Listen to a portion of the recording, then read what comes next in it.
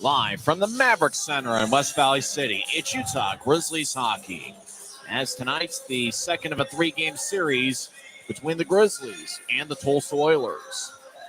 Hi, everybody. I'm Tyson Whiting here with Guy Chiarenza. It's the next to last game of the regular season.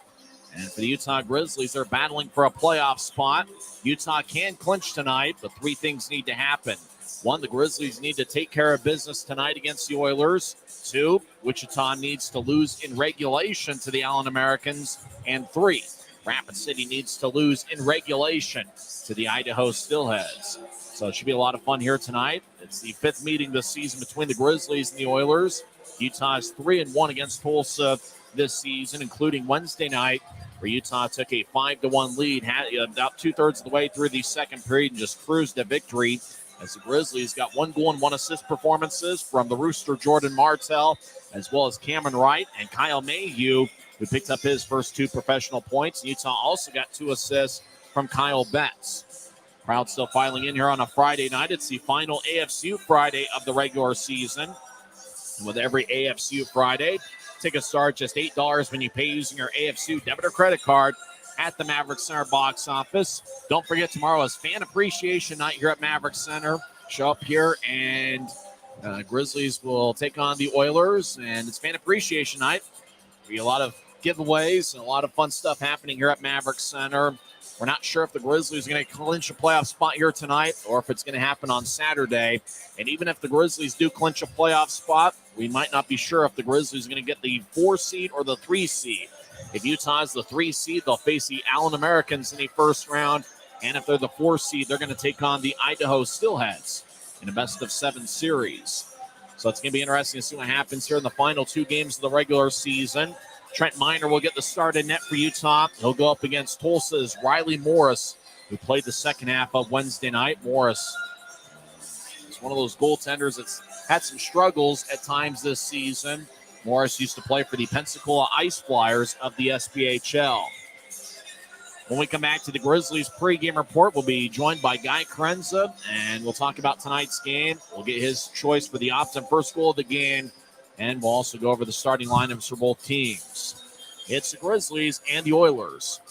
We're in business on a Friday night, and you're listening to the Grizzlies Hockey Network, presented by Rio Tinto Kennecott.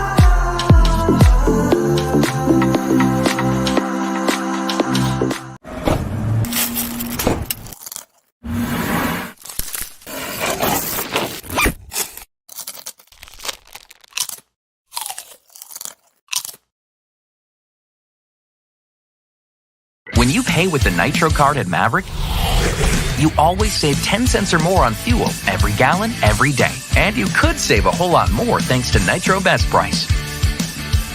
Pick up a Nitro card and upgrade your Adventure Club account today. I live for my next goal. Whether it's another pick six or another step forward in life, I wouldn't be who I am without the drive to reach it. And I wouldn't be where I am without my team. Everyone on and off the field who supports me and believes in my dreams as much as I do. Whatever your goals are, surround yourself with people who are going to help you reach toward them. Like my friends at America First, and see where life takes you.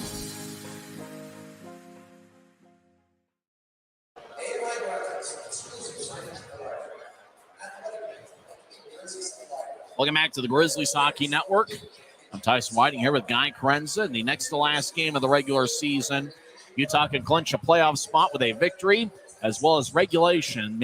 Regulation losses by Wichita and Rapid City. As if Wichita or Rapid City gets a standing point and loses in overtime, they're still alive for the 2023 Kelly Cup playoffs. Guy, when you look at the Grizzlies roster, they won 5-1 on Wednesday. It looks like the forward lineup and really the defensive unit with Luke Martin added a week ago I think Grizzlies are in prime position to make some noise come playoff time. They are, Tyson. I think it's time for a deep playoff run. I think this Grizzlies roster is as good as it's ever been this season. I really like the depth pieces that they added with these players that they signed out of college. You get Luke Martin back on the blue line. That bolsters an already good defensive unit. And the Grizzlies are getting great goaltending right now from Trent Miner and Garrett Metcalf. So it's all coming together right now. This Grizzlies team is going to be hot. It's fun to see Kyle Mayhew get his first professional goal on Wednesday night. He's not a very big guy, but he's very quick. He's very shifty. He's somebody that can kind of slither his way and really get in those scoring areas. And I think it's a big denote that he played at the University of Denver for 5 seasons, which is a winning program. So he does have that winning mentality coming with a winning college program. Yeah, he does, and he's very shifty. He's very fast, but he's also very smart. I really like the way that he picks his head up, makes smart decisions with the puck. It's very rare that you see him turn the puck over, and usually that's something that you watch out for with offensive defensemen, but not with Kyle Mayhew. I mean, he's really poised with the puck, makes smart decisions, and as a result of that, he's been excellent ever since the Grizzlies signed him. Jordan Martell's got a goal in 8 straight games, and the Rooster really has been outstanding.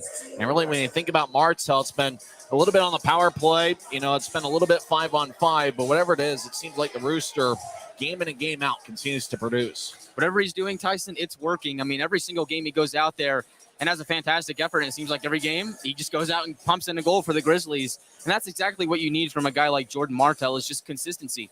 He's scoring consistently. He's providing a dominant offensive force for the Grizzlies. And as a result of that, it seems like the team has really rallied behind that energy. Just the grit, the passion he brings out to his game every single night. The team seems to has really rallied around that. And as a result of that, every single player on this Grizzlies roster seems to be playing good hockey right now. And really for the Grizzlies, you got to get off to a fast start like you did on Wednesday.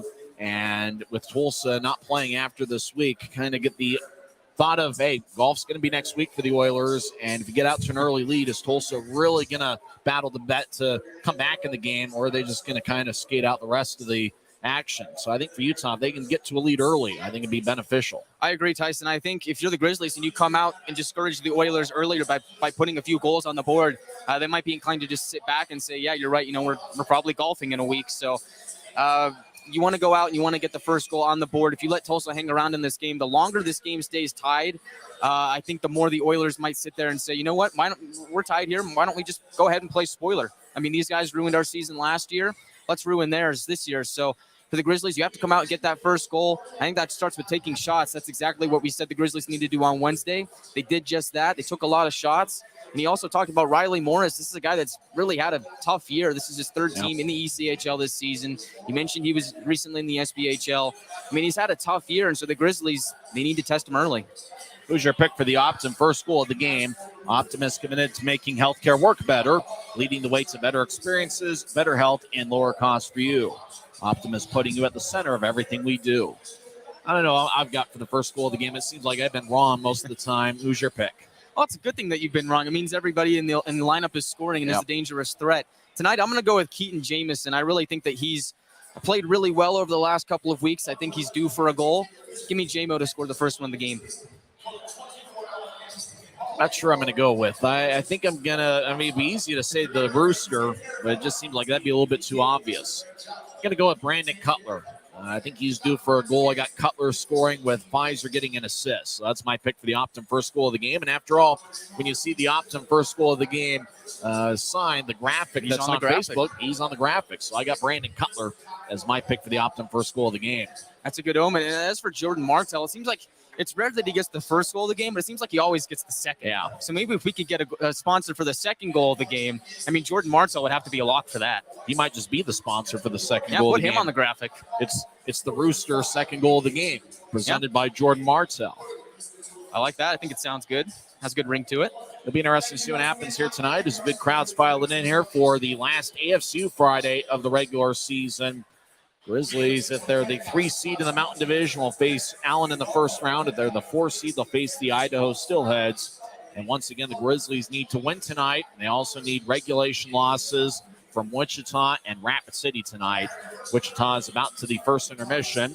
Believe it or not, the ECHL app is not working for me right now, so I'm not sure what the score is of that game. And Rapid City will get underway about 5 minutes before the Grizzlies game starts, as Rapid City is taking on Idaho over at the Monument in Rapid City. And from what I hear, it's actually good weather over in Rapid City at this time of year. That's nice. I mean, we had about 2 days of good weather, and then it went back to kind of just gloomy and crummy days. But I mean, I think it's good that the ECL app isn't working tonight, because I think that means that we can't see the score, and neither can the Grizzlies. And I think that's exactly how the Grizzlies should come out and play this game. Because remember, if the Grizzlies take care of business and they win out, they're going to the Kelly Cup playoffs. And so for the Grizzlies, it's just go out and do your thing. As long as you win games, you'll be just fine. You don't need to worry about Rapid City. You don't need to worry about Wichita.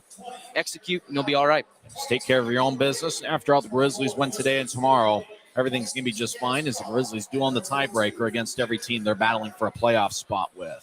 When we come back, we'll give you the starting lineups for both teams. Once again, it's the Grizzlies and the Oilers meeting in the next to last game of the regular season. This is Utah Grizzlies hockey, presented by Rio Tinto Kennecott. If you're out driving and something happens to your car, truck, or even wheelchair, and you end up stuck at a rail crossing, it's going to be okay. Don't panic. Here's what you do. Get out if you can, and look for this blue sign on the metal pole. Call the number on the blue sign, and when they answer, tell them the crossing number. The number is right here. This tells them the exact location of the crossing. This is the fastest way to get trains stopped before coming through the crossing. Look for the blue. It helps you. I live for my next goal. Whether it's another pick six or another step forward in life, I wouldn't be who I am without the drive to reach it. And I wouldn't be where I am without my team. Everyone on and off the field who supports me and believes in my dreams as much as I do. Whatever your goals are, surround yourself with people who are going to help you reach toward them. Like my friends at America First, and see where life takes you. Welcome back to Maverick Center. I'm Tyson Whiting here with Guy Chiarenza. Well, the ECHL app's not working on my phone, but it is for guys. What's the update on the Wichita Allen game? Well, after 20 minutes of play, it's the Thunder 2 and the Americans 1, which is not good for the Grizzlies. Mikhail Stanell had the first goal, Dickman had the second, and Stephon Fournier got the only Allen goal thus far. Wow. That's notable because he was traded from the Thunder to the Americans earlier on in the season. So got a close one there over in Wichita in Trust Bank Arena. So that's something we're going to have to keep our eyes on for the rest of the night. Utah needs Wichita to lose in regulation. And they also need Rapid City to lose in regulation. And the Grizzlies need to take care of business tonight against the Tulsa Oilers. They're led by Rob Murray. His assistant is Scott Duhart. Starting in net's going to be Riley Morris, who's making his 16th appearance this season in the league. He's got a record of 3-9-1 with a 3.38 goals against average and 892 save percentage. Tulsa is 7-22-5 on the road this year. Starting defensive pairing, Justin Bean wearing number 22. He's got 4 goals and 20 assists in 69 games. He'll be paired up with the Tulsa captain, Mike McKee, who is 6'5" and 240 pounds. McKee has 2 goals and 10 assists in 45 games. Starting forwards, Tristan Crozier, who played this season as a graduate transfer at Merrimack. He was a teammate with Grizzlies forward Mick Messner. Crozier wearing number 21 will be lined up next to Calvin Watson, who had 1 assist in Wednesday night's game. Watson has 1 goal and 3 assists in 8 games this season. Blake McLaughlin scored the only goal for Tulsa on Wednesday night. He's got 12 goals and 20 assists in 41 games. McLaughlin is 6 feet and 185 pounds, and he has an NHL entry-level deal with the Anaheim Ducks. Now for the lineup for the homestanding Utah Grizzlies, who are led by second-year head coach Ryan Kanasowicz. His assistant is the Sandy, Utah native Jared Pike. Grizzlies have an even .500 record at 33-4. Starting in net is Trent Miner, the second-year pro, who's making his 36th appearance this season. Miner's got a record of 15-15-3 with 2 shutouts, a 3.13 goals against average, and 908 save percentage. The starting defensive pairing for the Grizzlies, Kyle Mayhew, who scored his first 2 professional points on Wednesday. He'll be wearing number 6. He's 5'8" and 160 pounds. He played his college hockey at the University of Denver. He won a national championship last year at Denver, and he was a teammate with Grizzlies forward Cameron Wright. The other defenseman is Aaron Tho, who's got 8 goals and 14 assists in 65 games. So the starting defensive pairing is Mayhew and Tho. Starting forwards, Cameron Wright, who leads the Grizzlies with 58 points this season. He'll be in there wearing number 15. He'll be lined up next to the Rooster, Jordan Martell, who has a goal in 8 straight games, and Kyle Betts in his second game back after spending the majority of the season with the AHL's Belleville Senators. Betts had 2 assists in last night's game. That's the starting forwards for the Grizzlies, Wright, Martell, and Betts. The starting defensive pairing once again is Mayhew and Tho. Also watch out for the Victoria Royals connection, Brandon Cutler and Taryn Pfizer. And they're going to be lined up next to Nolan Ritchie, who looked pretty impressive on Wednesday night. Ritchie's skill set kind of reminds me of Zach Sekos a little bit. Ritchie's wearing number 11. He wore number 63 or 61 last week. Kyle Betts is wearing number 61 for the Grizzlies. Grizzlies are wearing the black jerseys with white numbers and professional green trim. Tulsa's wearing a white jersey with red numbers, navy blue lettering, navy blue on the shoulders with red numbers on the shoulders. Guys, it's certainly going to be interesting to see what the Grizzlies do here tonight. It will be, Tyson. I think you're right. We need to get off to a great start. Grizzlies need to come out, take a lot of shots, and really test Morris. You never know. One might slip by him. When we come back in 90 seconds, we'll have face-off here at Maverick Center as it's the Grizzlies and the Oilers. This is Utah Grizzlies hockey presented by Rio Tinto Kennecott. If you're out driving and something happens to your car, truck, or even wheelchair, and you end up stuck at a rail crossing, it's going to be okay. Don't panic. Here's what you do. Get out if you can and look for this blue sign on the metal pole. Call the number on the blue sign, and when they answer, tell them the crossing number. The number is right here. This tells them the exact location of the crossing. This is the fastest way to get trains stopped before coming through the crossing. Look for the blue. It helps you. I live for my next goal. Whether it's another pick six or another step forward in life, I wouldn't be who I am without the drive to reach it. And I wouldn't be where I am without my team. Everyone on and off the field who supports me and believes in my dreams as much as I do. Whatever your goals are, surround yourself with people who are going to help you reach toward them. Like my friends at America First, and see where life takes you.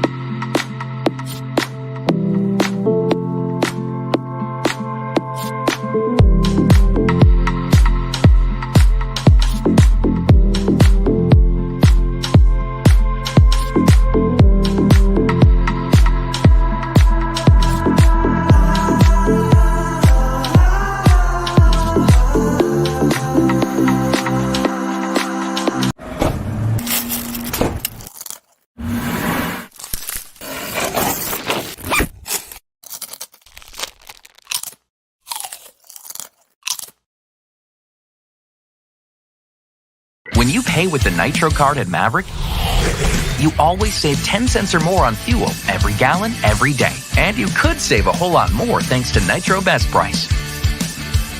Pick up a Nitro card and upgrade your Adventure Club account. Maverick's new bean-to-cup machines always deliver a freshly ground cup of coffee on demand, so you can enjoy any of our premium roasts at their best, day or night, hot or iced. Enjoy a fresh cup today.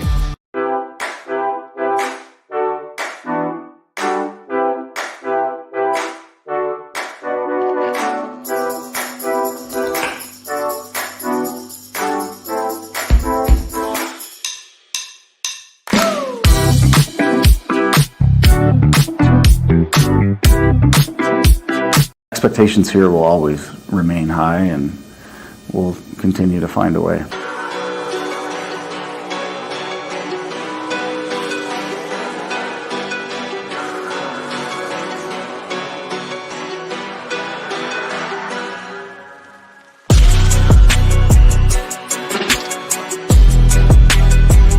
Guys put together a lot of good games, you know.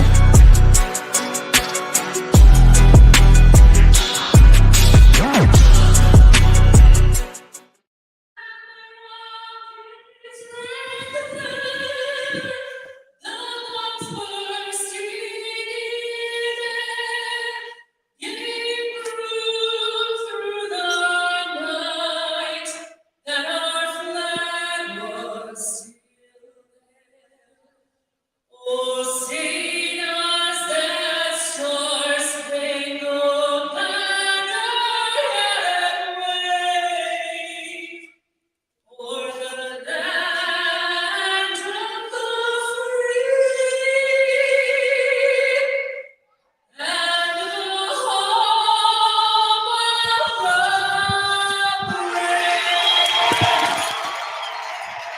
It's a great day for hockey as two big standings points are on the line tonight as Utah Grizzlies take on the Tulsa Oilers in the second of a three-game series. I'm Tyson Whiting here with Guy Chiarenza.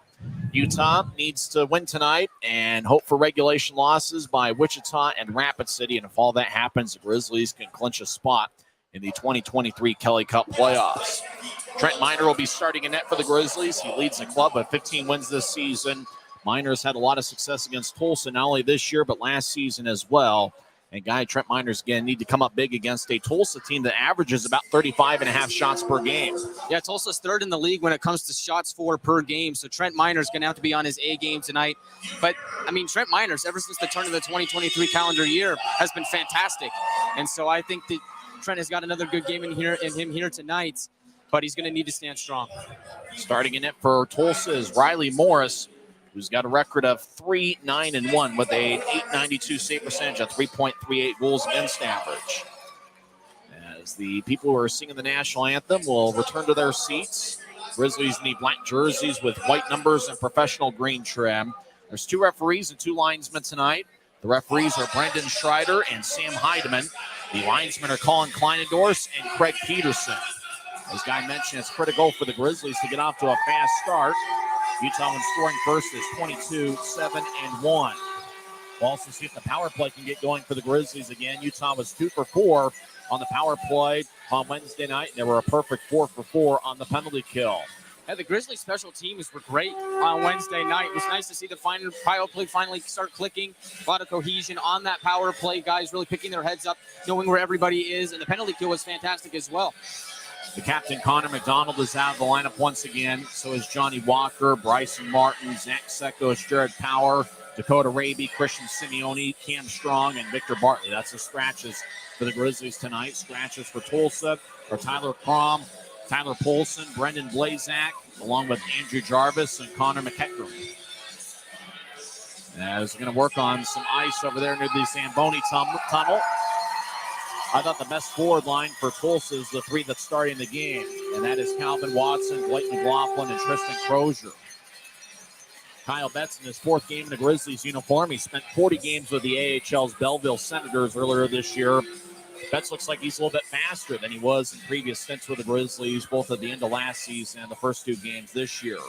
Watch out for Cameron Wright, who along with Taryn Pfizer are tied for the Grizzlies lead with 25 goals.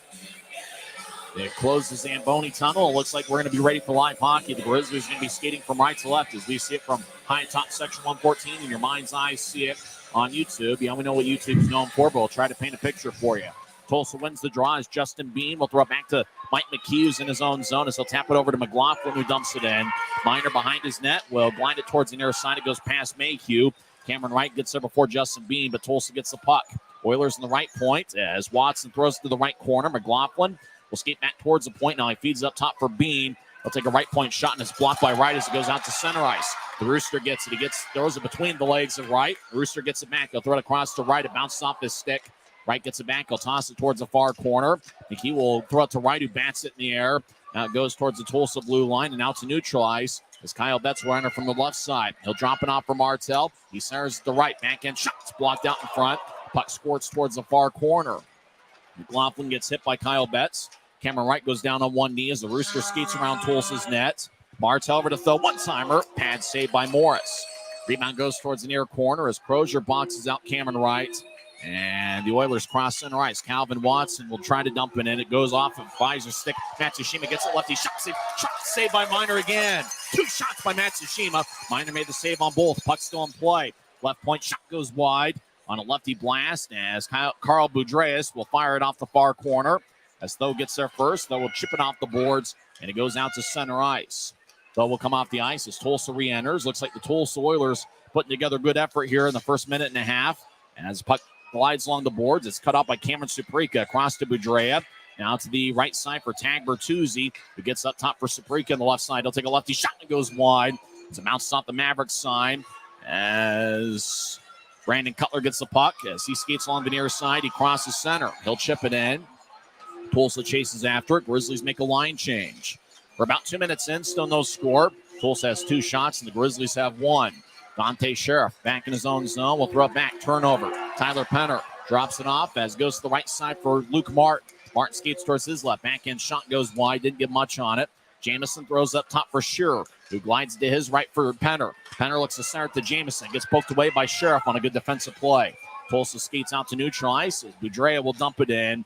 Miner behind his net will cut it off, and he'll get it to Luke Martin. As we're about 2.5 minutes in, still no score. Tulsa's taken 2 shots. Grizzlies have taken 1. Scherer moves it ahead. Puck bounced off the stick of Chris Perna. Now goes to Tulsa. As number 20, Dante Zapata. He didn't play on Wednesday night. He throws it to Michael Farrell, number 27, as the puck glides around Utah's net. Scherer in the near side gets pushed by Jackson Leaf, number 19. Leaf won a Kelly Cup 2 years ago with Fort Wayne. As Corey Thomas throws it back to Scherer behind Utah's net. Now back to Thomas, who's still looking for his first pro goal. Thomas moves ahead to Jamison. Now it's neutral ice. They slide it to center for Mick Messner, who dumps it in. He'll glide it along the boards. It's cut off by Morris behind the net. Now Tulsa feeds out to center ice. It's picked off by Thomas. He tried to get to Pfizer, but got held up. Zapata gets around Michael Farron, but goes to the Grizzlies as Jacob Semick chips it ahead to center ice. It's picked off by Perna, who dumps it in. Perna didn't play on Wednesday. His first name is Chris. He's 6'2", 201 pounds. It's Kyler Wall, the defenseman for Tulsa, number 8. He didn't play on Wednesday night as well. He battles in the far corner with Taryn Pfizer. It looks like Tulsa brought quite a few extra players. As Tulsa around the nets to the near side. As 3.5 minutes in, still no score. Oilers feed it out to center ice. Kyle Pouncey, normally a defenseman, but he's playing forward tonight. Dumps it in. He comes off the ice. As Tulsa skating from left to right, gets over to McLaughlin. It bounced off his stick. Now it goes to Ethan Stewart. His brother's a goaltender named Hayden. He'll dump it in as McLaughlin chases after it. McLaughlin's on an NHL deal with the Anaheim Ducks. That's their NHL affiliate. As though in the corner, battles with Alex Gilmore, number 71. Puck goes ahead to Kyle Betts. Betts will cross center ice. He'll skate down the middle, and he'll chip it in as he gets around 2 Oilers. As Tulsa gets hit by Betts deep in the Oilers zone, but the Oilers come up with the puck as Ethan Stewart will get around Cameron Wright. Stewart goes down, and on his keister is able to dump it in from center ice. As Miner plays to the side of his net. As the Grizzlies moving from right to left, though, over towards Mayhew. As he'll throw it to neutral ice for Martel. It dumps off his stick, and it goes into the Oilers zone. Tulsa gets his Dante Sheriff crosses center. He gains the line. He centers it. Lefty shot. Saved by Miner. Good look by Tulsa, but he remains scoreless. Shaprika had that shot. And as the Rooster crosses center ice, he'll skate down the middle. He gains the blue line. Now veers off into the near corner. As Martel tried to drop it off for sure, it goes back to Tulsa. The Oilers look like they have an extra bounce to their step here tonight. As the puck goes over towards Nolan Ritchie wearing number 11. He'll feed it across to Martin. Martin gets to center ice, and he'll slide it in as it bounces off the corner on the left side. As Cutler fans on it, Ritchie lefty shot, saved by Morris. 15:05 left in the first period. Is that our first whistle about 5 minutes in? It is. Crazy action here to start, but I got to say, Tulsa looks like they've got an extra bounce to their step. They look better than they looked at any point on Wednesday. I agree, Tyson. I think because of that, you got a lot of young guys on this Tulsa roster really trying to prove a point as to why they should be on the Oilers roster next season or maybe somewhere else. These guys are playing for a job. And Trent Miner made a few fantastic saves to start this game and keep the Grizzlies in it. Ritchie will take the draw against Dante Zapata. Draw run by the Grizzlies. It goes up top. Mayhew over to Pfizer, dumps it in. As Ritchie around the net, he's being shadowed by Perna. As Ritchie siren pass, shot, saved by Morris. By Ritchie with a fancy-looking pass out in front to Taryn Pfizer. Pfizer had a good look, but Morris made the save. Taryn Pfizer's an extremely dangerous player. Got a lethal shot, and he's in the right place at the right time. Really, heck of a save by Morris. Just a point-blank shot at the top of the blue paint. Really had to be on his A-game to make that save, and he was. Tristan Crozier talking things over with Mike McKee. Ritchie's going to take the draw for Utah. 14:04 left in the first period. Still no score. Both teams have taken 3 shots. Draw one by the Grizzlies. Pfizer skates towards his right. He's in the high slot. Take a shot that's blocked. As Tulsa moves ahead to center ice. Watson chases after it. He gets at the Utah blue line. He gets cut out in front by Kyle Mayhew. Mayhew around the net. Drops it off for Tho. He's behind Utah's goal line. Now he starts the attack. He'll chip it high into the air. And it goes through the video board. It didn't hit it somehow. Utah's call for icing. How did that thing miss the video board? It went through it. It didn't go. It didn't go under it. It went through close. I mean, the sides on the other side of the video board. I mean, the biggest part of it is facing us. The other sides are about half as big as the side that we're looking at. So my best guess is it just barely went underneath the other side. But if it was on this side, definitely would have hit. 14:35 left in the first. Utah can clinch a playoff spot, but they need a victory tonight. They also need Rapid City and Wichita to lose in regulation. We'll give you updates on those games throughout as Utah wins the draw. Brandon Cutler along the near side gets held up by Mike McKee. Puck deep in the Oilers zone is chasing after. It's Justin Bean, number 22. Will move it ahead towards McLaughlin. It's picked off by Cutler, who battles along the near boards with Crozier. Cutler dumps it in, but it doesn't get towards the point where icing would be called as McKee will drop it off for Bean. He's at the Tulsa goal line. He gets taken away. Jamison centers a bit. Goes past Messner. Right side Semick. Lefty shot. Saved by Morris. Semick looking for his first pro goal. He played his college hockey at Arizona State. Messner battles in the corner with an Oiler. As Tulsa, as Michael Farron delivers a hit. Now Tulsa, could they get it past Corey Thomas? No, Thomas keeps it in. He'll throw it to his right for Messner. He'll take a lefty shot on it. Gets blocked out in front and kicked towards the side as Tulsa skates around their own net as Tristan Crozier will throw it to the far side. As the Oilers gain center ice, Grizzlies back defensively as Tulsa tried to get around Semick, and Semick made a good defensive play as the puck moves ahead to Jamison, who crosses center ice and dumps it in. Both teams make a line change. We're 6.5 minutes in, still no score. Grizzlies have 4 shots, Tulsa has 3. As Bertuzzi throws to Dante Sheriff, gets it back to Bertuzzi. Oilers now cross center ice. Sheriff down the middle. He gets around Jamison. He'll chip it to his right for Bertuzzi. He's over in the corner. Back to Sheriff. He used to play for Orlando. Gets up top, but Martel takes it away. And he'll get it across to Messner. Messner near the Grizzlies bench dumps it in. Not enough steam for icing as the Grizzlies make a line change. As Tulsa to the near side crosses center ice. Matsushima with a good speed. He gets around Cameron Wright. Matsushima around Utah's net, being shadowed by Shearer. Matsushima was an all-star this year. He falls down, gets back to his feet, and throws it towards Bertuzzi. Now it's the left point. Lefty shot is blocked as Martin moves out to center ice. It bounced off a Sheriff's stick and rolls towards Cameron Wright. Wright skates towards the left wing. He's in the Oilers zone. He falls down, centers it to Betts, but the pass is wide of the mark. Now it goes to Bertuzzi. 1-on-2. He crosses center ice. Bertuzzi gains the line. He was an all-star with Norfolk earlier this season. Although Norfolk, everybody on their team made the all-star club. Sheriff throws it up top, but it exits the zone as Bean dumps it back in. Goes to Shearer, across to Martin. It bounces over his stick. Now Martin gets it back at the Utah blue line. So he'll throw it to center ice. Looking for Richie. Gets poked away. Back towards Farron. He'll feed it to his left. Oilers, righty shot. Saved by Minor. Rebound shot. Saved by Minor as well. And Trent holds on with 12-12 left in the first. Not a lot of whistles in this game, Tyson. Fast and furious play, but Minor's been great. No score, 12-12 left in the first. We're back in 1 minute on the Grizzlies Hockey Network. If you're out driving and something happens to your car, truck, or even wheelchair, and you end up stuck at a rail crossing, it's going to be okay. Don't panic. Here's what you do. Get out if you can and look for this blue sign on the metal pole. Call the number on the blue sign, and when they answer, tell them the crossing number. The number is right here. This tells them the exact location of the crossing. This is the fastest way to get trains stopped before coming through the crossing. Look for the blue. It helps you. I live for my next goal. Whether it's another pick six or another step forward in life, I wouldn't be who I am without the drive to reach it. And I wouldn't be where I am without my team. Everyone on and off the field who supports me and believes in my dreams as much as I do. Whatever your goals are, surround yourself with people who are going to help you reach toward them. Like my friends at America First, and see where life takes you.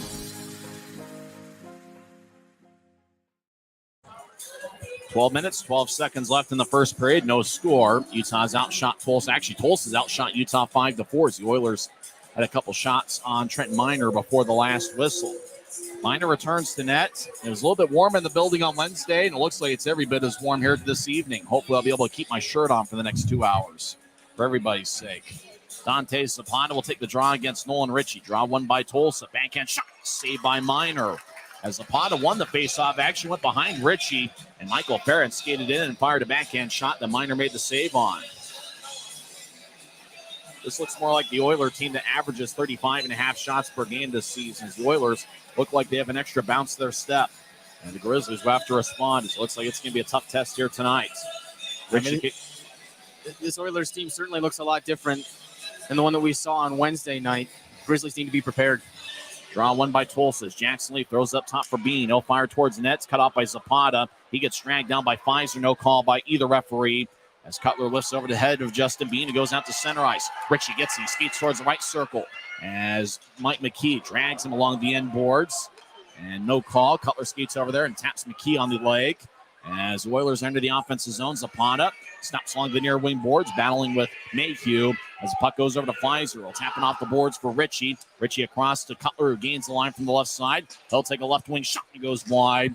As the puck stays in play, Thomas on the right side will bounce it off an Oiler. It glides towards the Grizzlies zone on its side as Ritchie over to Mayhew. Two new Grizzlies. Both have been impressive. Mayhew across towards Thomas, who chases after it. Another Oiler gets there, and that's Matsushima. He gets hit by Thomas as Pfizer goes down as he got hit by Gilmore. As Ritchie gains center ice, looks for Cutler. Puck bounced off a Cutler stick. Now goes to Alex Gilmore. He skates towards his left. He'll chip it in from just outside the Utah blue line as it goes around to the near corner. Thomas over to Cutler. As he gets held up, Jamison takes over the puck. He gets dragged down by Gilmore at center ice. Jamison loses the puck. He gets it back. He'll feed it across for Penner. Penner, the Iron Man, skates towards the right circle. Take a righty shot. Saved by Morris. Puck flips high into the air. It lands at the feet of Jamison. He gets poked away, and it goes to center ice. Thomas dumps it back in. Delayed offside. It's taken its Carl Boudreau, number 16. He'll skate around Riley Morris's net as he'll skate to the far side and glide it across to Crozier. Crozier enters from the right side. He'll skate towards the right circle. Take a righty shot. And it's blocked by Shearer's stick and flies out of play off the protective netting with 10:34 left in the first. Just noticing the difference between tonight's game and Wednesday's game, Tyson. This game is a much faster pace. We've only had a few whistles. We're almost halfway through the first period. This Oilers team seems like they have a little bit more jump in them. I look at their young guys. Look at Zapata, a guy that didn't play on Wednesday. He's moving a lot of speed. And Crozier, we were both impressed with on Wednesday night. He seems to be playing well as the Oilers seem to be making a push here tonight. Crozier will take the draw against Kyle Betts. Betts, the Cornell product. Draw one by Tulsa. Blake McLaughlin skates down the middle, take a lefty shot. Saved by Miner in the butterfly position. Chris Perna gets it off the boards and he'll spin it around. Sure, cuts it off behind Utah's net. He'll glide it to the far wing for Martell. Rooster gets it across to right and across the center ice. Right fancy move. He'll dump it in as it goes airborne and ricochets off the Chartway sign behind Tulsa's net. As Betts gets over to right and the left side. Brett's back in out in front of Brewster. Shot goes over the crossbar as it goes to Betts on the right side. Betts over near the corner trying to get a break free of Chris Perna. Betts with a good move as he skates towards the right point. Now dropping off for Jameis to make that Shearer. Shearer over to Betts in the high slot. Take a lefty shot. Saved by Morris. He holds on with 9:55 left in the first. We're halfway through the first. Still no score. Tyson, the Grizzlies have done a really good job of cycling the puck in the offensive zone. It seems like they're dropping off passes, having other guys skate into it to kind of confuse the Tulsa defenders. Utah's a faster team than Tulsa, I would say. It's apparent here tonight that they want to try and get the Tulsa defense on their heels. Good shifts by the forward line of Martell, Wright, and Kyle Betts. But now it's the Victoria Royals connection of Pfizer and Cutler. And Nolan Ritchie is going to take the draw. All three guys played in the WHL. Ritchie just completed a 5-year run with the Brandon Wheat Kings. Draw goes towards the corner. Utah has it as Cutler gets dragged down by Mike McKee. There hasn't been a penalty so far. Puck rolls back to Cutler. He's laying on his keister. It goes past him into the right corner. Pfizer gets the Cutler's back on his feet. Cutler trying to throw it back to Pfizer, but he got held up and couldn't accept the pass. As the Oilers cross center ice, Dante Sheriff will dump it to the right corner. Now it goes back to Sheriff. It goes past him and out to center ice. Not to be confused with the Tulsa Oilers football team. That is their home debut tomorrow night at BOK Center. As Luke Martin over to the far side, over to Ritchie, who glides to his right for Pfizer. Pfizer crosses center ice wearing number 8. He gains line, trying to get over to Ritchie, and it bounced off a bean stick. As the Oilers, Dante Sheriff chases after. He gets it in the left wing. Sheriff will drop it off for Matsushima, but Luke Martin gets the stick in the way, and it goes to Pfizer, back to Martin. Luke Martin wearing number 44. He'll dump it in from neutral ice. As Morris plays behind his net. Less than 9 minutes left in the first, still no score. Tulsa glides into Grizzlies territory as they step over the blue line. Matsushima stops to the point in the far side. He'll glide it across. As Sheriff was skating the other way, goes to Aaron Tho. Out to neutral ice looking for Fitz, who dumps it in. As Cameron Suprika will glide it towards the far side. It's taken by Zapata. Bounced off for his stick and goes deep in the Grizzlies zone as Zapata chases after it. He collides with Aaron Tho. As Oilers behind their net, chip it out in front. It bounced off of Mayhew. Leaf tried to skate over there and get it, but Mayhew took it away. Mayhew with great speed crosses center ice. Right wing pass to Fitz. He'll take a righty shot. Saved by Morris.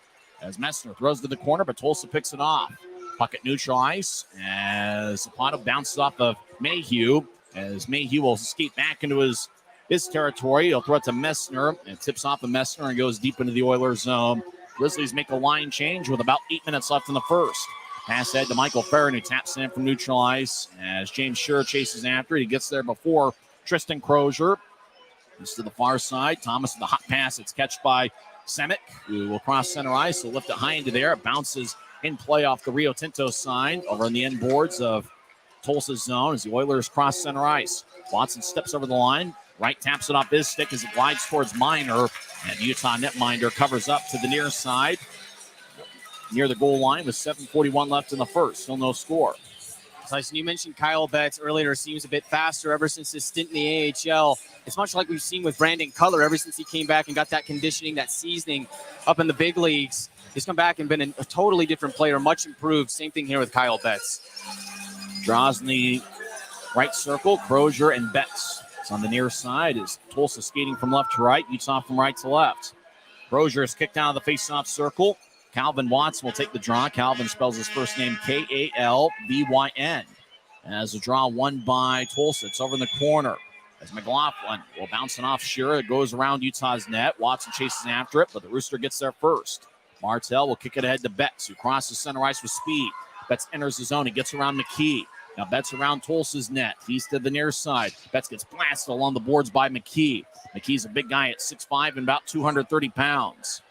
Scrum along the boards. It goes to the Brewster as Martell will skeet towards his right. He's in the high slot. Now he exits the zone.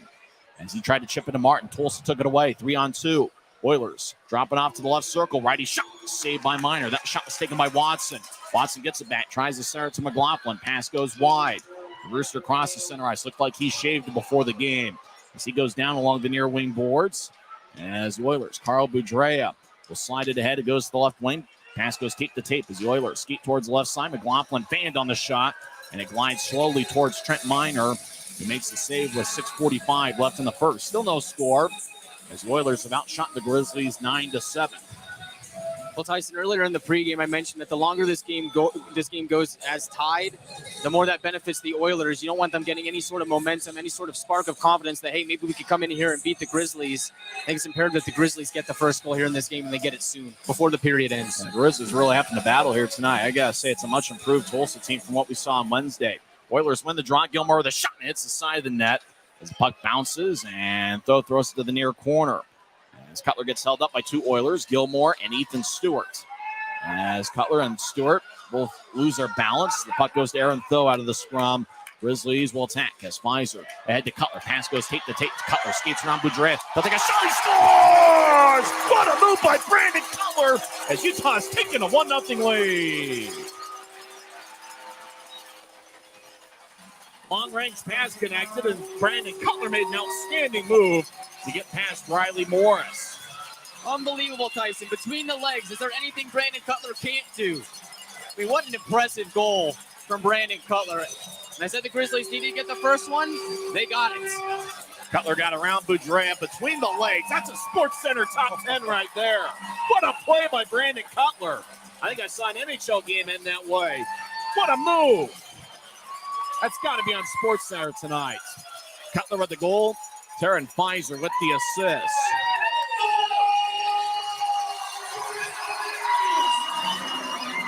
Draws one by the Grizzlies. As Semick over to Thomas. Grizzlies win the draw. They cross center ice. As Jamison dumps it, bounce off the stick of Wall. As Tulsa lifts it in the air, goes to neutral ice as Corey Thomas gets it. They'll move it ahead to Penner. Slides it across to Jamison. Jamison on the right side dumps it in. As Morris over with Kyler Wall behind Tulsa's net. He'll glide to the left side as Thomas will move it ahead, but it bounced off Dante Sheriff. Now Thomas gets it back. He'll skate towards the left circle. Sheriff pokes it away. It goes to Tag Bertuzzi. He moves ahead to Matsushima. He'll gain the line, left side, shot, and it's blocked by the stick of James Shearer and flies out of play. Brandon Cutler with a Sports Center top 10 play. It should be tonight. What a move between the legs with the shot as he's giving Utah a 1-0 lead. We're back in 1 minute on the Grizzlies Hockey Network.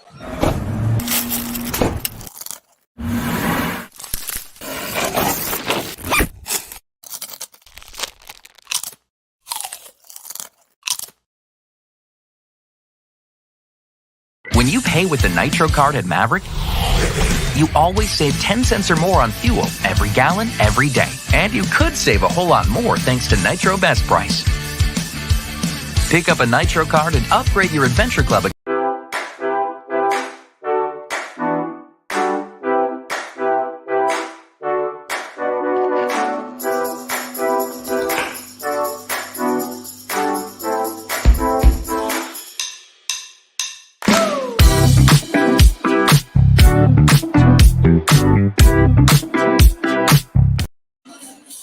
1-0 Utah, 5:45 left in the first period, and Brandon Cutler with, I think, the goal of the year, scored by the Grizzlies, and what a move between the legs. They show it again as he threw it to his right, then between the legs, and what an amazing shot. Between his legs, it just kind of got it past Riley Morris. There is nothing the Tulsa goaltender could have done about that. That was just a beautiful goal, Tyson. I mean, we're going to be seeing that one replayed for a while. Just simply sensational from Brandon Cutler. Draw's going to be in the Grizzlies zone to the far side. Tulsa's outshot Utah 10-8. But the Grizzlies have the only goal, and what a beauty. That should count as 2 without as beautiful as it was. Grizzlies win the draw. We're skating 5-on-5. We've been skating 5-on-5 this entire contest. Jamison lifts it in the air, goes off the near boards as Tulsa will cross center ice. Lethal bouncing off the Zapata. Entering the zone's Michael Farah, but he overskates it as Jamison will tap it off the near glass. Messner gets held up by Bean, so he couldn't pursue the puck as it goes to Mike McKee, who skates around Tulsa's net. McKee over to Zapata. As he loses it, puck goes to neutral ice. Penner re-enters as he battles. Puck glides towards Morris, who will throw it to the far corner. As the Oilers deep in their own zone will start the attack as Farron from the right wing will cross center ice. They'll dump it to the left corner as it bounced off the Chartway sign.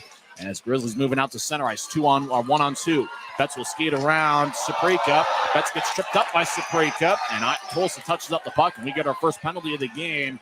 As it looked like Betts had gotten around Cameron Saprika, and the only thing he could do is trip up Betts, and he was successful in doing that. So Cameron Saprika goes to the Rogers and Russell Legal Solutions holding cell with an even 5 minutes left in the first period. Have you or someone you know been charged with a DUI? Rogers and Russell is Utah's DUI defense firm. Consequences for driving under the influence in Utah are serious, and you need great attorneys on your first line. Look for a letter in the mail from Rogers and Russell inviting you to schedule a free consultation. Don't throw away or disregard this letter. Call and get Utah's #1 DUI defense team. Rogers and Russell. 2 minutes for tripping, and even 15 minutes into the first period. Cameron Saprika in the penalty box. Betts will take the face off as Utah leads 1-0 on Brandon Cutler's Sports Center top 10 type of goal. An amazing move as Utah wins the draw. Mayhew over to Martell as he's over the near corner. Up right up top from Mayhew. Across the right and the right side. Right will take a righty shot. Go up saved by Morris. Rebound goes out to the high slot as Mayhew over to Martell. He's got a goal in 8 straight games. Martell up top from Mayhew. As he'll take a lefty shot. And it bounced off the stick of McLaughlin and flies out of play. 4:39 left in the first. Utah still leads 1-0. Very interesting, Tyson, to see Kyle Mayhew out there kind of quarterbacking this power play. And he moves around, and I mentioned the pregame, he makes very smart decisions. Looks like he was trying to set up Jordan Martell there, and then decided to just take the pass back and instead shoot. But Grizzlies had some good looks to start that power play. Draws in the near circle. Betts will take it with Martell to his left and Fitz to his right. Up top is Martell or Mayhew and right. As Martell over to Mayhew across to right and the right side. As right dancing around to the point. He'll slide it to his left for Mayhew. Mayhew over to right. They were called teammates at Denver. He centers the Betts and bounces off of them. Now Fitz shot saved by Morris. 4:25 left in the first. 1:25 left in Utah's power play. This power play unit is so dangerous, Tyson, because you have the option on the blue line for Kyle Mayhew to pick his head up and either make a pass or take a shot. This time he elects to try and go to Cameron Wright, who was trying to feed one to the front. A lot of lethal weapons on this Grizzlies power play. Let's take the draw for the third time here on Utah's power play. Same 5-man unit for the Grizzlies. Eddie Matsushima is Tulsa's all-star representative. He's taking the draw. As the draw won by Matsushima. Will carry it out of the zone himself. Matsushima will slide it all the way deep towards Trent Miner as it goes around from one corner to the other. As Wright will slide it across to Mayhew's in the far corner deep in the Grizzlies zone. Utah skating from right to left in this first period as we see it from high top section 114 as Mayhew will carry it out to neutral ice across the center. Now dropping off for Wright. Wright has a glance off his stick. He'll retreat and get it at the Utah blue line. As Wright over to the left side will cross center. He'll chip it ahead to Betts, but it's taken away. As McLaughlin's got a breakaway. He'll skate down the middle. He'll take a lefty shot and he scores. Turnover out at center ice as Cameron Wright would like that one back. And Blake McLaughlin, who scored Tulsa's only goal on Wednesday night, had a breakaway. And he went top shelf on a lefty blast. And we're tied at 1 as Tulsa scored shorthanded. It's the 14th shorthanded goal allowed by the Grizzlies this season. And Blake McLaughlin had the Tulsa goal on Wednesday, and he gets another one here. I mean, this is a guy that was a third-round draft pick of the Anaheim Ducks. He's got skill, and you give him that breakaway, you give him that chance, more often than not, he's going to capitalize. Tied at 1, 3:51 left in the first period. 51 seconds still left in Utah's power play. As Grizz win the draw, they made a line change as Martin's out there with Cutler, Ritchie, Pfizer, and Jamison. As Martin skates down the middle, he crosses center ice. Now dropping off for Cutler. He gets in Utah zone. He crosses the blue and the red. Now he crosses the blue line into Tulsa zone as he gets to the near corner as Ritchie taps it up top for Martin. Luke Martin in the left point had 10 goals last season. He's got one in the Grizzlies uniform. Ritchie across to Cutler. One-timer goes wide as Martin gets it in the left point. So he'll slide it over to Ritchie. Now to Pfizer. Back to Ritchie across to Cutler. One-timer and it goes wide. And Ritchie has to go past him. Martin in the left point trying to get it over towards Ritchie. It glides towards Pfizer. Now to Ritchie across to Cutler. It went airborne off of Farron's stick as Cutler gloves it and drops it. They'll get it to Jamison behind the net. He'll chip it towards his left for Ritchie. Trying to feed it across to Pfizer, and it goes wide. Tulsa's back at full strength. And they scored a shorthanded goal during that power play that Utah had as Pfizer on the left side will skate towards his right. He'll drop it off for Martin. Martin battles in the left point with Suprika. He'll blind it to Jamison, who gets held up by McKee. Jamison across. Cutler couldn't reach it. Kyle Pouncey acting as a forward. Battles with Jackson Leaf. As Pouncey over to Jamison around Tulsa's net. Jamison fumbles the puck as he gets held up by Mike McKee. 2:33 and counting left in the first. 2-on-2 battle. And it's taken away by Pouncey. He'll glide down the middle for Cutler. He'll take a lefty shot. Saved by Morris. 2:28 left in the first. We're tied at 1. Tyson, Brandon Cutler is on a mission here in this game. And earlier he took a tumble behind the Tulsa net and really was barking a few words at the official and the Tulsa player. And I think that awoken a flame inside of Brandon Cutler because ever since he's just been dominant and on a mission. I mean, we saw him rifling shots at the net after scoring that goal earlier. I think it's only a matter of time before he gets another one. Draws give me in the near circle as face-off is won by Tulsa as it goes to the near corner. Action in the Tulsa zone as it goes behind the Oilers net. As Wall holds up Penner. As the Oilers will move it ahead to Dante Sheriff. It goes past him. Sure will bounce it off of Sheriff. It goes to neutral ice. Sure gets it. He gets back checked by Bertuzzi. The puck ends up back in the Oilers zone, but Tulsa's in control. As Chris Perna will glide it across as the Oilers, Kyler Wall will move it ahead. They're trying to get it back to Wall in the give and go, and the pass didn't connect. Though over towards Pouncey, who throws it behind his back, and it's picked off by the Oilers. Sheriff at the Oilers blue line will move it ahead to Bertuzzi. Gets poked away by Messner and glides towards the near side where Morris will drop it off for Sheriff. It gets to Kyler Wall, number 8. Wall is 6'2", 235 pounds. A literal brick wall out there with this size. They'll throw it across as the Oilers will get to neutral ice. They get around right and they glide it to the right side. Sheriff couldn't reach it. Mayhew moves ahead to Martell. Martell drops off for right near the boards. Right in the near side. Will skeet towards his right. He'll get it to Mayhew. Skeets towards the right point. Action in the Tulsa zone as Mayhew over will skeet towards his left. He gets around Dante Sheriff. He feeds out in front. Shot goes wide. Kyle Betts on the right side gets it. Betts over to Martell. Martell will switch places with Betts. So glide it towards Mayhew. Skeets towards the corner. Mayhew gets hit by Suprika. Puck goes to Betts. He'll skeet towards the right point. He throws it behind his back looking for Mayhew. Pass goes wide. As Martin looks to center to Betts. He gets poked away by Crozier, and he glides it ahead. As the Oilers cross center ice, Matsushima with good speed gets held up by Martell. Now entering the zone is Crozier. He doesn't have numbers. He'll skeet to the corner. Wendy waits for everybody else to enter. As Crozier battles with Mayhew in the corner. As Crozier gets the puck, he'll slide it to McKee. Now it goes to Justin Bean, right side. He'll take a righty shot. Stick saved by Minor. Rebound goes out to the left point as McKee rolls it around for McLaughlin, the goal scorer. He's got each of Tulsa's 2 goals in this series. Cameron Wright carries the neutral ice, dumps it in slowly. Grizzlies make a line change. It's taken by Calvin Watson, who drops it off for Bean. He's in the near side, deep in the Oilers zone. He'll outlet it to center ice for McLaughlin. And it goes into Utah zone as Aaron Tho will slide it airborne over to Cutler. Gets it to Tulsa blue line. Cutler gets triple teamed and taking the puck away from behind is Watson. So fired off the end boards of the Oilers zone. Now Tulsa gets out to center ice. Dante Zapata gains the line, but the Eagle Eye linesman Colin Kleinendorf says that the Oilers are offside. 8.3 seconds are left in the first. Well, Tyson, 8 seconds left in the first period. I really like the way that the Grizzlies came out and played this first period. I thought they were buzzing offensively, and Trent Miner's been great in net. But really, the first story to start this game is the shocking start from the Oilers, a team that we really weren't expecting to be this speedy to start this game based off of what we saw on Wednesday. Seems like they've come out to try and play the role of spoiler. Draw neutral ice, one by the Grizzlies. Sure chases after it, and he'll get it deep in the Grizzlies zone. 3 seconds left in the period. He'll throw it to Cutler, and that'll do it for 20 minutes of play here at Maverick Center as Brandon Cutler scored about as nice a goal as anybody's going to see all year in any league, ECHL, AHL, or NHL level.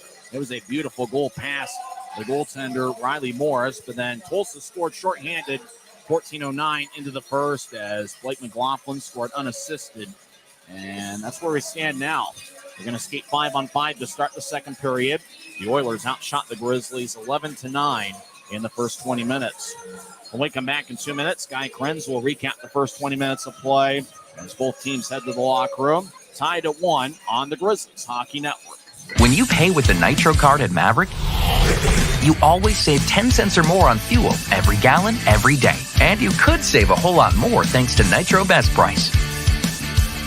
Pick up a Nitro card and upgrade your Adventure Club account today.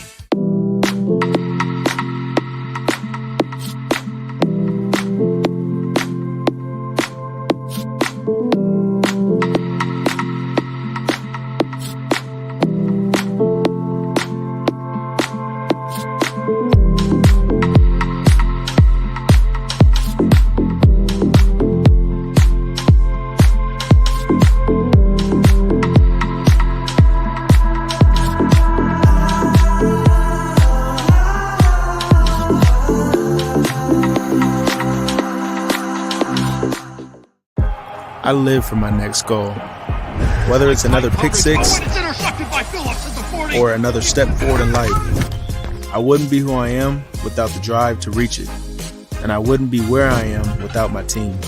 Everyone on and off the field who supports me and believes in my dreams as much as I do. Whatever your goals are, surround yourself with people who are going to help you reach toward them. Like my friends at America First, and see where life takes you.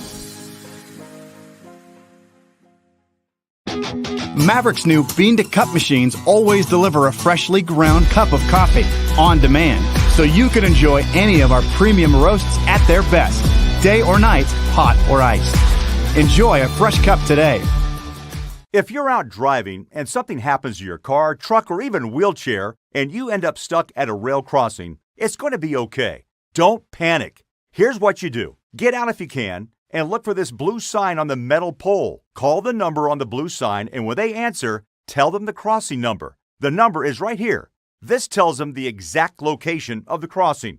This is the fastest way to get trains stopped before coming through the crossing. Look for the blue. It helps you.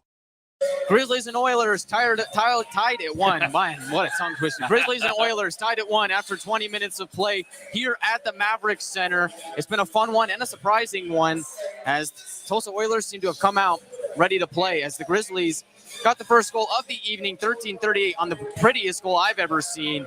Brandon Cutler between the legs gets his 14th goal of the year from Pfizer and Tho, and that put the Grizzlies up 1-0, but 16:09 into the first, the Oilers responded on a goal from Blake McLaughlin, his 13th of the season, unassisted and shorthanded as the Grizzlies were on the power play, the only power play of the game so far, as Saprika was in the box for Tulsa. A 2-minute tripping minor, and the Grizzlies weren't able to capitalize. And once again, they give up a shorthanded goal. And so that's where we stand up to 20 minutes of play. It's the Grizzlies won and the Oilers won. Shots are 11-9 in favor of Tulsa. Grizzlies outshot the Oilers in Wednesday night's game. The Oilers average about 35, 36 shots a game. They're third best in the league in that category, and they're on pace to come close to that tonight. So the Grizzlies need to be ready. They're out shooting the Grizzlies 11-9 through the first frame. Trent Miner got the start in net for the Grizzlies. He stopped 10 of 11. It's Riley Morris in net tonight, who came in relief of Daniel Manella on Wednesday. He gets the nod, and he stopped 8 of 9 so far in this game. And as I mentioned, only one penalty in the first period, and it was on Saprika. And the Grizzlies are 0 for 1 on the power play, and they surrendered a shorthanded goal on that. But Tyson, I mean, earlier on in the season, we saw about a couple weeks ago, the Oilers went out and they defeated the Maine Mariners, a team in playoff position. And they also went out and defeated the Kansas City Mavericks, another team that's in playoff position. So it depends on what kind of Oilers team you're going to get. But it seems like tonight we've got the tougher of the Oilers. And do keep in mind, the Idaho Steelheads have lost 2 games in a row once this season. And that was to the hands of the Tulsa Oilers. Now, those games were at BLK Center. Tulsa's been a better home team than they have been on the road this year. But that Brandon Cutler goal was spectacular. That's got to be a Sports Center top play. It was unbelievable. I think I saw an NHL goal that was similar in a game winner. We went between the legs, and then I think it was even better than that move based on how Cutler had to get it. Morris, there wasn't anything he could do. He reached his glove out, but it was just a spectacular goal by Brandon Cutler. And then on the shorthanded goal, I think Cameron Wright tried to slide it past McLaughlin ahead into Oilers territory at neutral ice. McLaughlin took it away. And out of all the forwards I've seen for Tulsa, I mean, you can see why Blake McLaughlin's got an NHL entry-level deal, as he really has been impressive. He's probably been Tulsa's best forward this series. He scored their only goal on Wednesday night, and McLaughlin, obviously, with the shorthanded goal. He spent 24 games earlier this season with the San Diego goals. Now, oddly enough, he didn't have any points and was a -10 with San Diego, but in this league, he's been better than that. And he actually has pretty good credentials. Former third-round pick, as you mentioned earlier, in 2018. He played his college hockey in the Big Ten at the University of Minnesota. He was a Golden Gopher, and he's looked good. And really, I got to say that Tulsa's put together a much better effort here tonight. You know, Wednesday, it kind of looked like a club that was trying to play out the string. Tonight, it looks like a club that wants to spoil the Grizzlies' playoff party. Yeah, Tyson, I mean, as I said before, it just depends on what Oilers team comes out to play. Unfortunately for the Grizzlies, it seems like the Oilers have their A game here tonight, which means the Grizzlies need to respond with a perfect game as well. But I really think Trent Miner had a solid first period. I think about that chance early on where Eddie Matsushima has a breakaway, one of the most dangerous forwards for Tulsa, and Miner stones him cold and says, nuh-uh, not going to happen. So that was a big turning point in the game. And I also think Brandon Cutler, I mean, we're going to see that goal for a long time. I mean, that thing is going to be replayed for ages. And that reminds me of a goal that Tomas Hertl scored. That was the Sharks against the Rangers a number of years ago, but he just kind of flies down and just goes between the legs, top shelf. That's kind of what we saw from Brandon Cutler, but I think you're right. Cutler's goal is more impressive because he didn't have as much steam as he was moving into the crease, moving a little bit slower, and he still was able to elevate that puck with the stick between the legs. So beautiful goal from Brandon Cutler.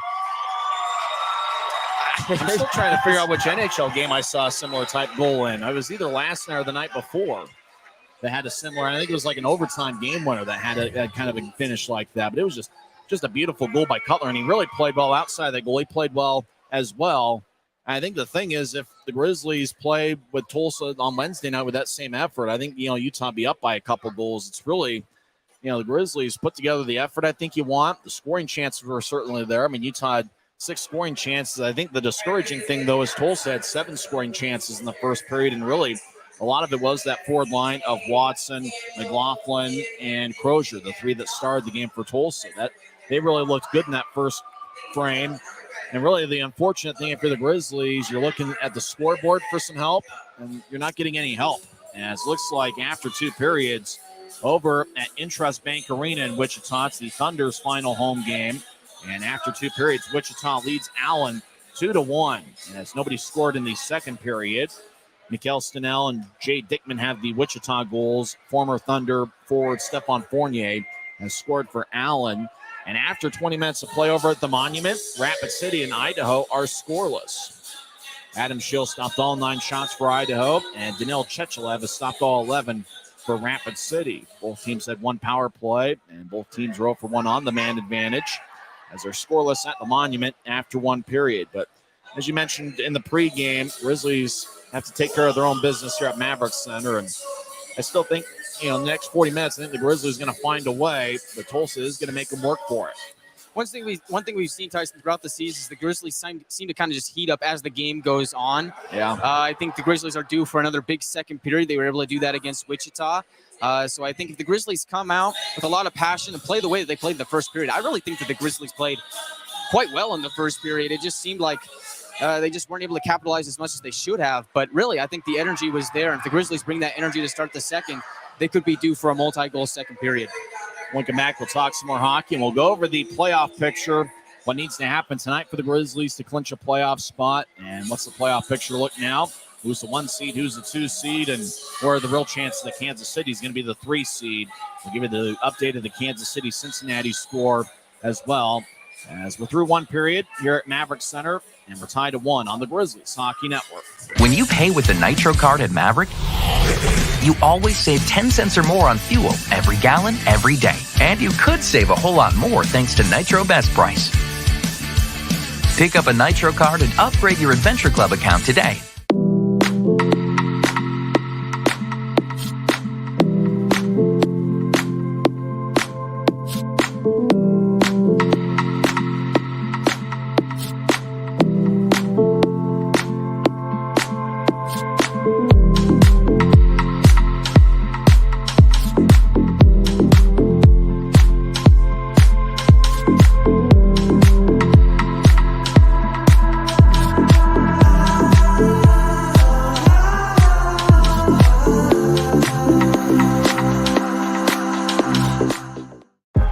I live for my next goal.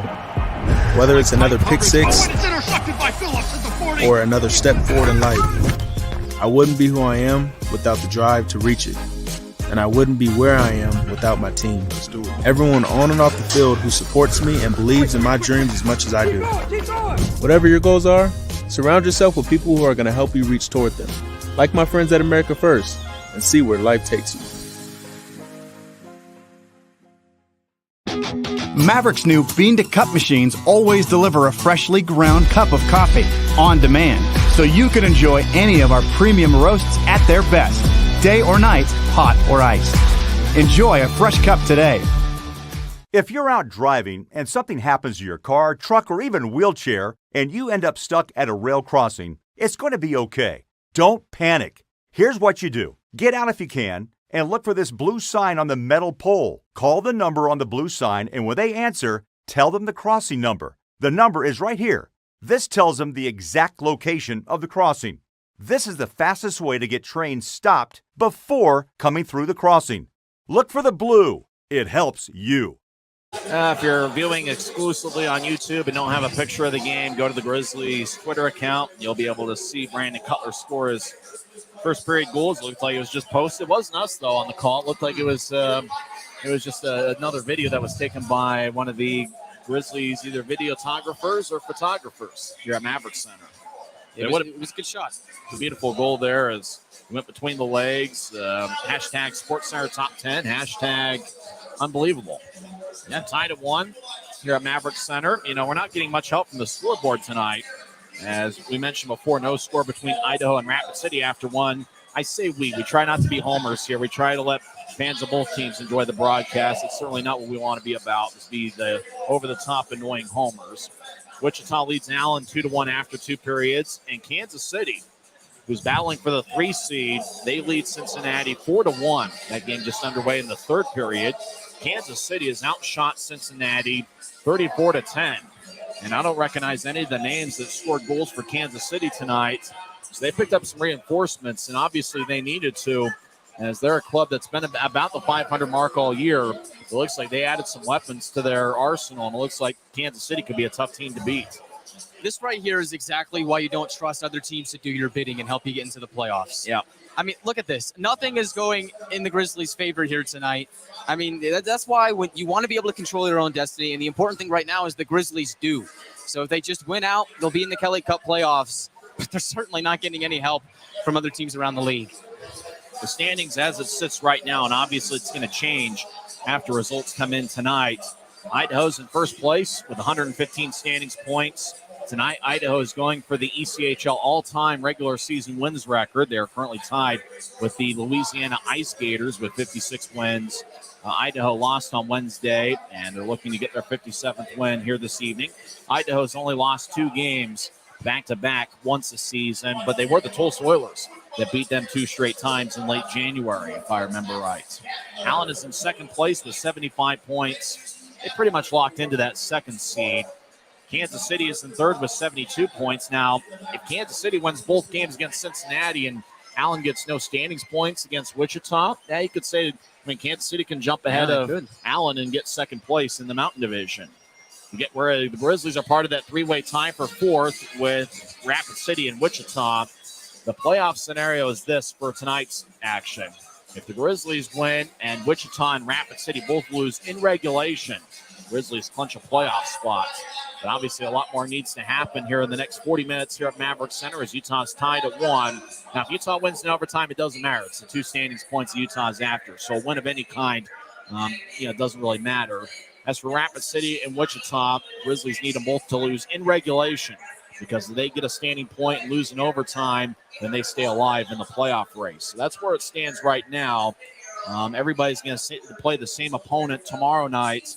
The only difference is Wichita and Allen will switch venues. I think tonight they're playing in Wichita, and both teams will bus and play in Allen tomorrow night. So should be interesting to see what happens, not only the rest of tonight, but into Saturday. Because we've been talking for maybe the last 2 months, we knew it was going to come down to this final weekend. We knew it was going to come down to the final weekend, and it might just come down to the final game. But the Grizzlies have looked good in the first period. I think there's no reason for concern for them to potentially drop this game here tonight. But they certainly got to carry over what they did in the first 20 minutes to the final 40 if they want a chance to win this game. Because as I said before, it looks like Tulsa's come out here ready to play.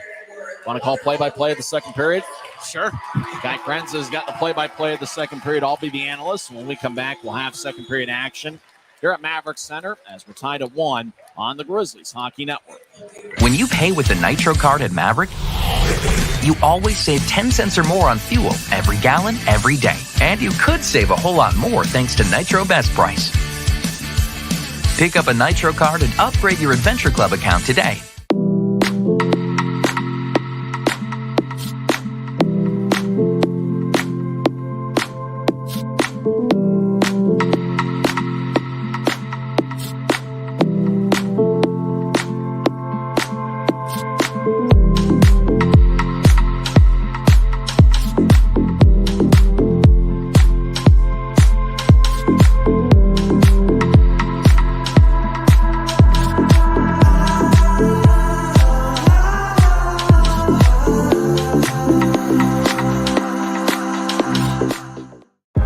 I live for my next goal.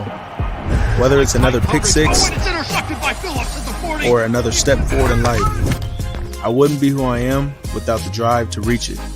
And I wouldn't be where I am without my team.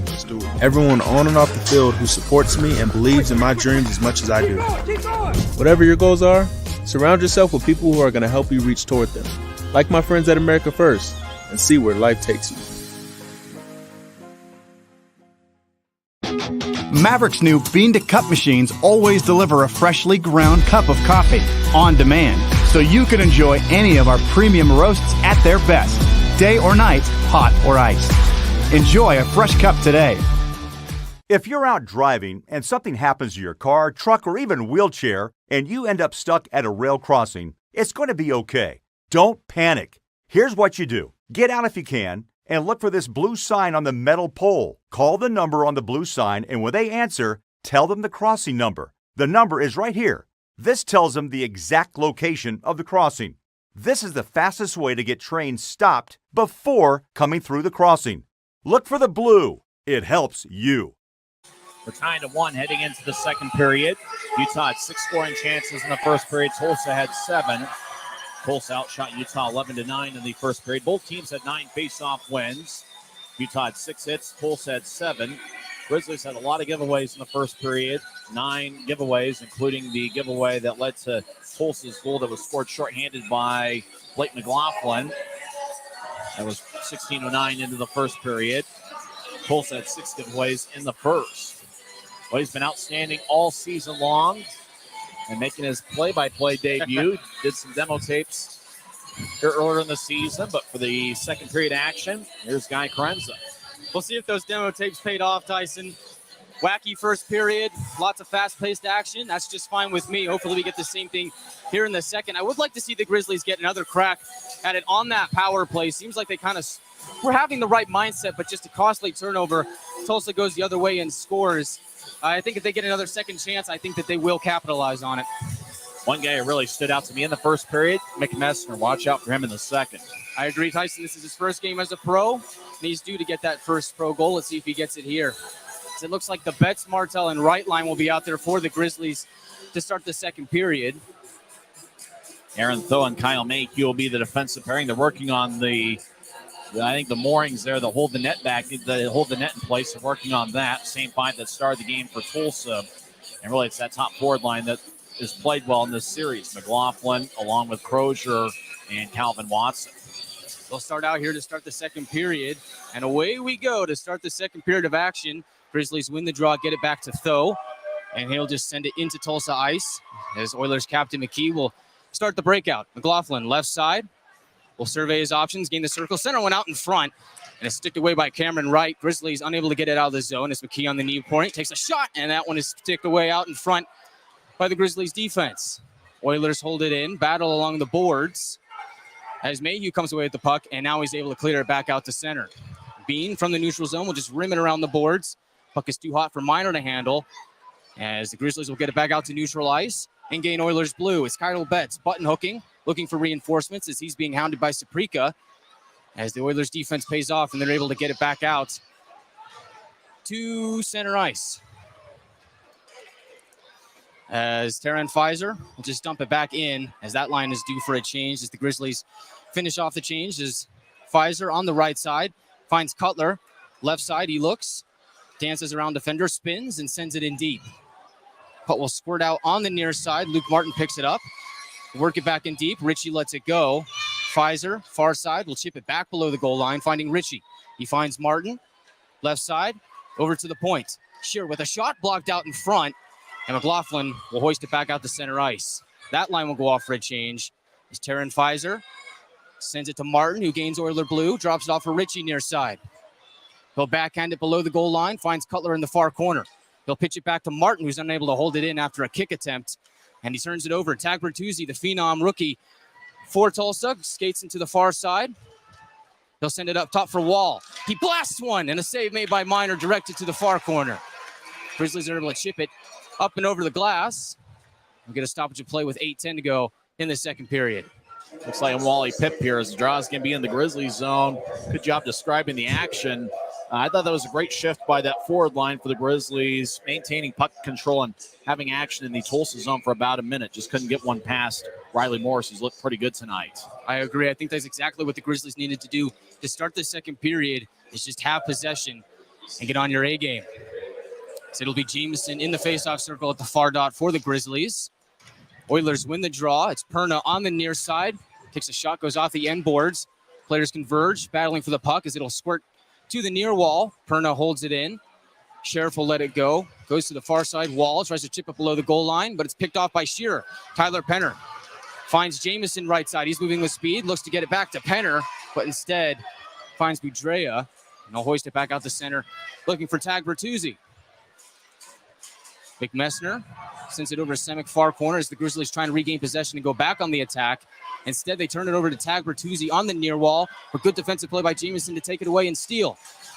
Messner back to Jameson, looking for Messner again, but it hits a stick and is directed to the near corner. Out in front to the slot, and a shot by Tho. Blocker save, and we get another whistle. But a penalty on Tulsa as Messner was hit with a high stick. The referee's checking for blood at the Tulsa blue line. McKee got physical over in the near corner. So Utah's going to go out and get a power play here with 17:23 left in the second as Tag Bertuzzi goes to the Rogers and Russell Legal Solutions holding cell. 4 minutes for high sticking. Double minor, that's certainly big. This is big for the Grizzlies. Power play unit that surrendered a short-handed goal in the first period. Let's see if they can redeem themselves here. They certainly have a lot of time to do it with 4 minutes. Oh, yeah, on that power Bertuzzi got him good. Nestor's been active tonight. He's been one of Utah's best forwards, and Bertuzzi got him in the face. Luckily, got him, well, luckily for us, got him around the mouth. And, you know, it's a good thing when you draw blood in hockey because then you can get an extra 2 minutes on a power play. It'll be Jameson, Pfizer, and Cutler, along with Nolan Ritchie and Luke Martin on the first power play unit for the Grizzlies. We saw Ritchie score a power play goal on Wednesday from the left circle. Jameson wins the draw, finds Cutler, who goes across to Ritchie. He's the far circle, drops off to Martin. High slot, takes a shot, and that one goes off the end boards. Picked up by Cutler on the near side. He looks to find Martin, but instead turns it over to Jackson Leaf, longtime Tulsa Oiler. He'll just skate around, kill some time as the Oilers send it back to Grizzlies ice. 3:40 to go on the penalty to Bertuzzi. Is Luke Martin, quarterback in the power play, will drop it off for Pfizer as the Grizzlies exit their own zone. Gain center red, and now into Oilers territory. Pitched into the near corner for Jameson. Defending him is Saprika. Now a few players converge in the far corner as they just jab at the puck, trying to get it scored away. And now finally the Grizzlies do. It's Martin near point, drifts in, takes a shot, and that one goes wide. Jameson on the rebound attempt, hacks at it, turns it over to the Oilers, and they'll once again clear it down. A good thing they couldn't find McLaughlin there at neutral ice, or he could have had another breakaway if he would have gotten past Luke Martin. McLaughlin's a very highly skilled player, seems to be at the right place at the right time. And here he is pestering the Grizzlies as they try to go back on the attack. Jordan Martell gains center red, goes left side for Betts. Back to Martell, skates in and a save made. Rebound, score! Cameron Wright puts the baby home. And 16-12 the goal. The Grizzlies have a 2-1 lead.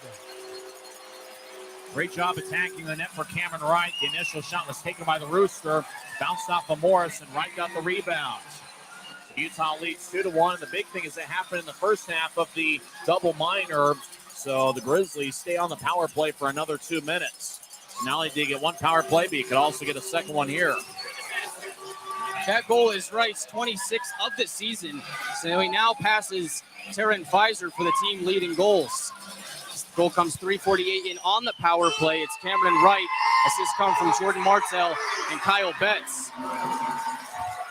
As you mentioned before, Tyson, the Grizzlies still have some time left on that power play. Minute 51 to go on that.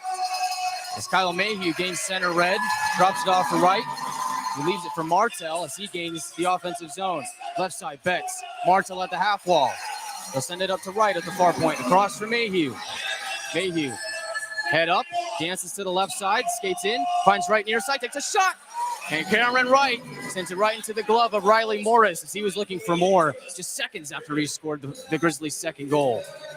And that Cameron Wright goalie now takes the club lead with 26 goals. Kyle Betts had 2 assists on Wednesday, and he gets another assist. And Jordan Martell, it's not a goal, but he extends his point-scoring streak to 9 games.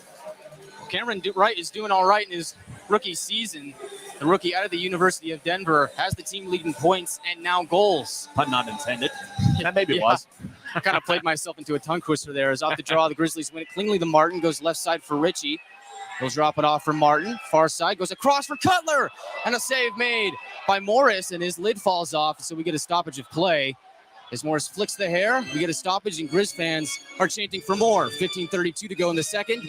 Grizzlies have a 2-1 lead. Great hair flip by Riley Morris there. That's the lead there. But Cutler's had a few one-timers over from the right side, but he's not really a one-timer type of guy. It's kind of an awkward-looking one-timer that he fires away. He's kind of more of an attack the net and score kind of in the fashion they got in the first period tally on. You have to like the way the Grizzlies' power plays looked. 2 on Wednesday. They get 1 here early in the second period. And they're looking for another one here as they still have a minute 20 left in the man advantage. I agree, Tyson. This unit seems to really have gelled a whole ton ever since Canastler spent a lot of time in practice on that power play. Seems like ever since then there's been a lot more cohesion. Players are picking their heads up. They know where everybody is. And really, when you're able to make those passes, knowing where a guy is without even looking, you're going to have a better power play. As it looks like we have a bit of a delay to start this draw as Morris is taking his good old time, getting a sip of water. Hey, elite hair flip by Riley Morris. Oh, I mean, there's no point in growing your hair out if you're not going to have a flick like that. That's right. It's elite. Let's draw out the near dot. You get a false start. That's a 5-yard penalty on the referee. And looks like now we got it. So they jostle for it off the draw. Puck squirts to Martin near point. Find Cutler at the half wall. Will bounce off the boards back to Martin. He'll go across to Ritchie. Skates in, takes a shot. Save made by Morris. And the Oilers were able to sweep away the rebound back down to Grizzlies ice. 1:04 to go on the penalty to Bertuzzi. Looks like Grizzlies doing a good job isolating Ritchie to that left side. He scored a goal on Wednesday that way and had a good look there on Utah's power play. He's got a wicked shot, Tyson. 70 points in 67 games with the Wheat Kings as the Grizzlies enter the offensive zone. Puck squirts up in front and sprawled out like a jellyfish. Is Riley Morris to smother that puck. 14:59 to go in the second. Grizzlies lead 2-1. 47 seconds remain on the penalty to Bertuzzi. Looks like the Grizzlies tried that give and go with Cutler down the middle over to Pfizer, back to Cutler, and just needed one more pass to connect, but the puck ended up rolling towards Morris. Those two are teammates with the Victoria Royals, as we've mentioned many times before this season. But really, it's that connection, that familiarity between the two that makes them so lethal. They have excellent chemistry with each other. As Kyle Betts will take the draw against Crozier on the near dot. Betts gets tied up off the draw, and the Oilers, Farron is able to take it away, and he'll just send it back down to Grizzlies ice and kill some more time on the penalty kill. Mayhew scoops up the puck from Minor. Kyle Mayhew's really impressed both of us in his few games with the Grizzlies as he finds Betts up ahead, takes a shot, and that one goes right into the glove of Morris. Dangerous chance for Kyle Betts. As Kyle has 3 points in 3 games with the Grizzlies, looking for that first goal back in his return with the Grizzlies this season. Well, you're talking about that play being made at neutral ice as Kyle Mayhew cross center, got a left wing pass to Betts, and Betts got behind Tulsa's defense. Once he entered the attack zone from the left side, pretty much had a breakaway. That was a pretty good shot that he took there from the left side. I say Riley Morris done a pretty good job here tonight. Yeah, Betts is a very speedy player, also has a dangerous shot as he wins the draw again, gets it to Mayhew. He tries to find Martell, and a puck just flips over the glove of Mayhew, wasn't able to keep it in.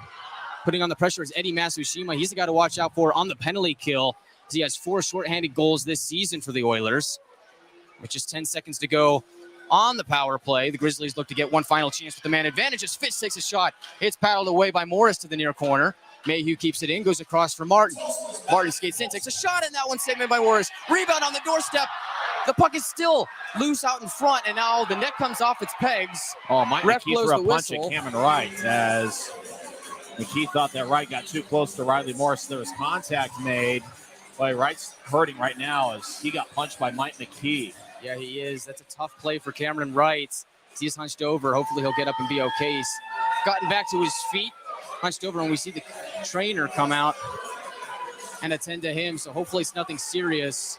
Cameron Wright likes to get right up there on the goaltender, and boy, you hope that they saw McKee throw the punch at Wright. Mike McKee has been known at times to kind of play on the edge. I mean, he's a big physical presence, a 6'5", 230. He's been around for a long time, and from time to time, he's been known to throw punches. Wright's going to the locker room, and looked like that punch connected. McKee to Wright, and McKee kind of had Wright in a vulnerable position.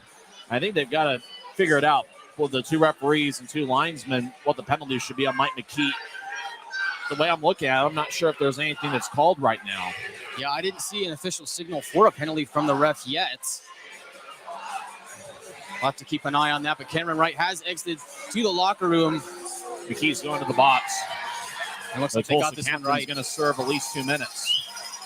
McKee has that look of, what did I do? Well, you threw a punch at Cameron Wright. That's what you did. Let's see what it's going to be. It's been a long season for the Tulsa Oilers, in particular over the last couple months. 2 minutes for uppings at call. Mike McKee's in the Rogers and Russell Legal Solutions holding cells. They show a replay. McKee pushed right into the net, and then he kind of threw a punch while Wright was down. That's just uncalled for. That's unnecessary. McKee lost his cool. Just for that, he'll sit for 2 minutes in the Rogers and Russell Legal Solutions holding cell. The Grizzlies were very close to scoring on that play. Puck hit the post. And then Wright and McKee went tumbling into the net, and that's when Wright got punched by McKee, and that's what caused the net. That was a right and a left. A little surprised it's just 2 minutes. It probably should be more than that. Draw's going to be in the near side. It's kind of funny to see Jackson Leaf argue the call. I think they should just be fortunate it's just a 2-minute penalty. I agree. As the Grizzlies go back to the Powerade power play, draw will be in the right circle. Jamison to take it for Utah.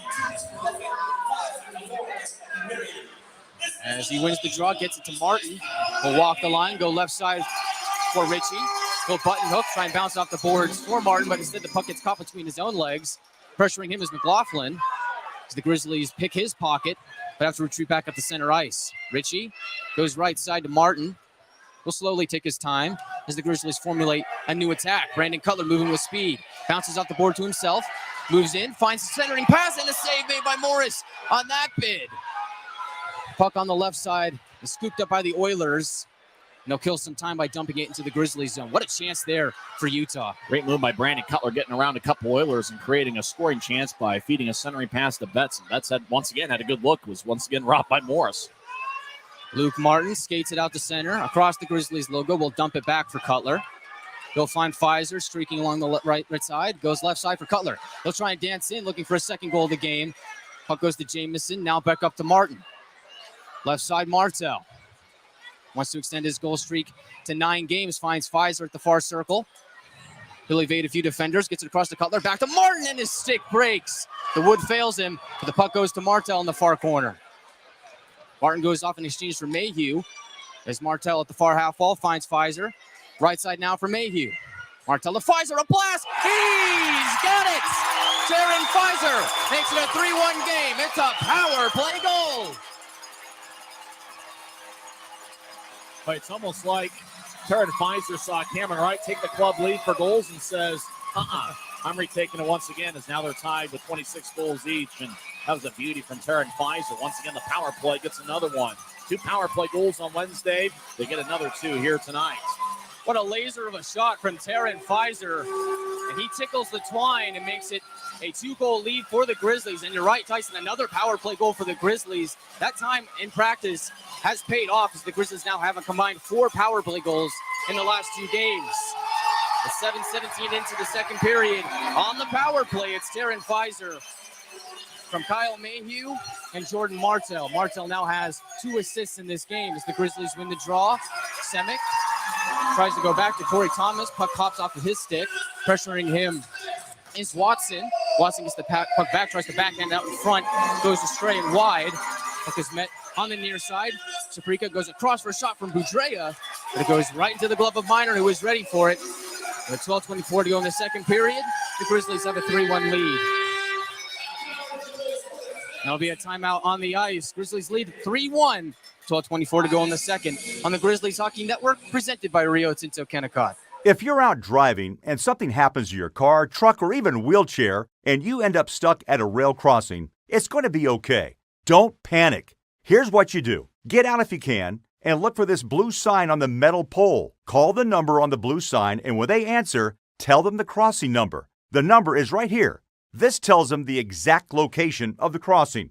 This is the fastest way to get trains stopped before coming through the crossing.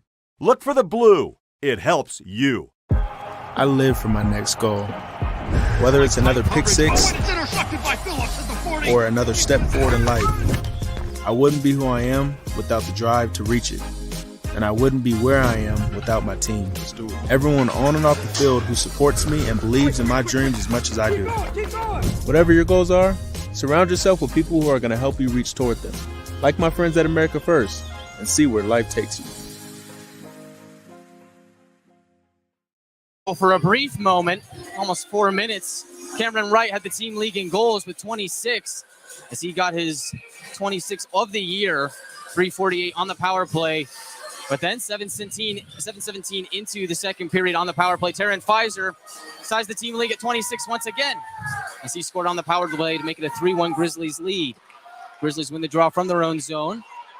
Corey Thomas tries an outlet pass that hops over everybody's stick, and it'll be good enough for an icing. So the draw will come back into the Grizzlies zone.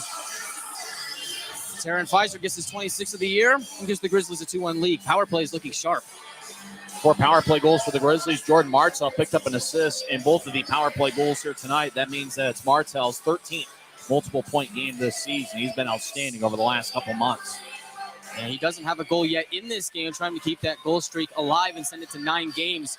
But he really has been great over his last few, as now in 12 games, he has 11 goals and 8 assists. So off the draw, Tulsa gets it to Minor, and we get another brief stoppage with 12:15 to go in the second. Martell does lead the Grizzlies in plus-minus since joining the club. He was a +12 for Utah in 43 games. And after one period, he's a -1. So he's now a +11, which still is the club lead. Connor McDonald's a +10, but he's out of the lineup once again with an upper body injury. Draw on the near circle in the Grizzlies zone is won by Tulsa. A blast from Boudreau at the line is stopped by Minor, and he'll hold. 12:11 to go in the second. Grizzlies lead 3-1. Jordan Martell, you're right. Ever since he was acquired from the Fort Wayne Comets in December for Neil Robinson, who isn't even on the Comets roster anymore. He's now a Jacksonville Iceman. I mean, what a pickup for the Grizzlies. And Martell's been amazing as he just continues to produce for the Grizzlies. I think Ryan Kanaswich knew he was going to score goals, and once he started scoring, he hasn't stopped. Grizzlies send it into center ice. Oilers take offense to that, and we'll pitch it back into the Grizzlies zone. Shearer's the first man on it. He'll backhand one to Martin in the near corner. Defending him is Eddie Matsushima on the forecheck. As around the net the puck goes, Cameron Wright at the far corner. Wright's back in there. Into center ice. Good eye. Cameron Wright has returned to the game after taking a gut punch from Oilers captain Mike McKee as the Grizzlies enter the offensive zone. Martin on the near side finds Wright. Hopped over his stick, and the Oilers will look to make a quick breakout. As they flip it up ahead, Eddie Matsushima streaking in, but James Shearer, an anchor on defense for the Grizzlies, takes the puck away. Luke Martin moves it through the neutral zone as the Grizzlies and Oilers exchange possession here. As right side. The Oilers once again pitch it back into Grizzlies ice. It looks like we're watching a tennis match here as both teams are just exchanging possession. Nobody's really got a handle on it here right now as 11:10 to go in the second period. Martin gains center red. Finds Richie right side. He'll button hook and blow a tire as puck will be contested for in the near corner. Squirts out to Pfizer. Finds Mayhew at the high slot. Takes a shot and a pad save by Riley Morris. directed it into the near corner, and the Oilers, just trying to evade any more trouble, will send it out to center. Puck now deep in the Grizzlies zone. Kyle Mayhew from below his own goal line touches the puck, and we get a whistle here with 10:44 to go in the second period. Looks like the Oilers potentially called for offside.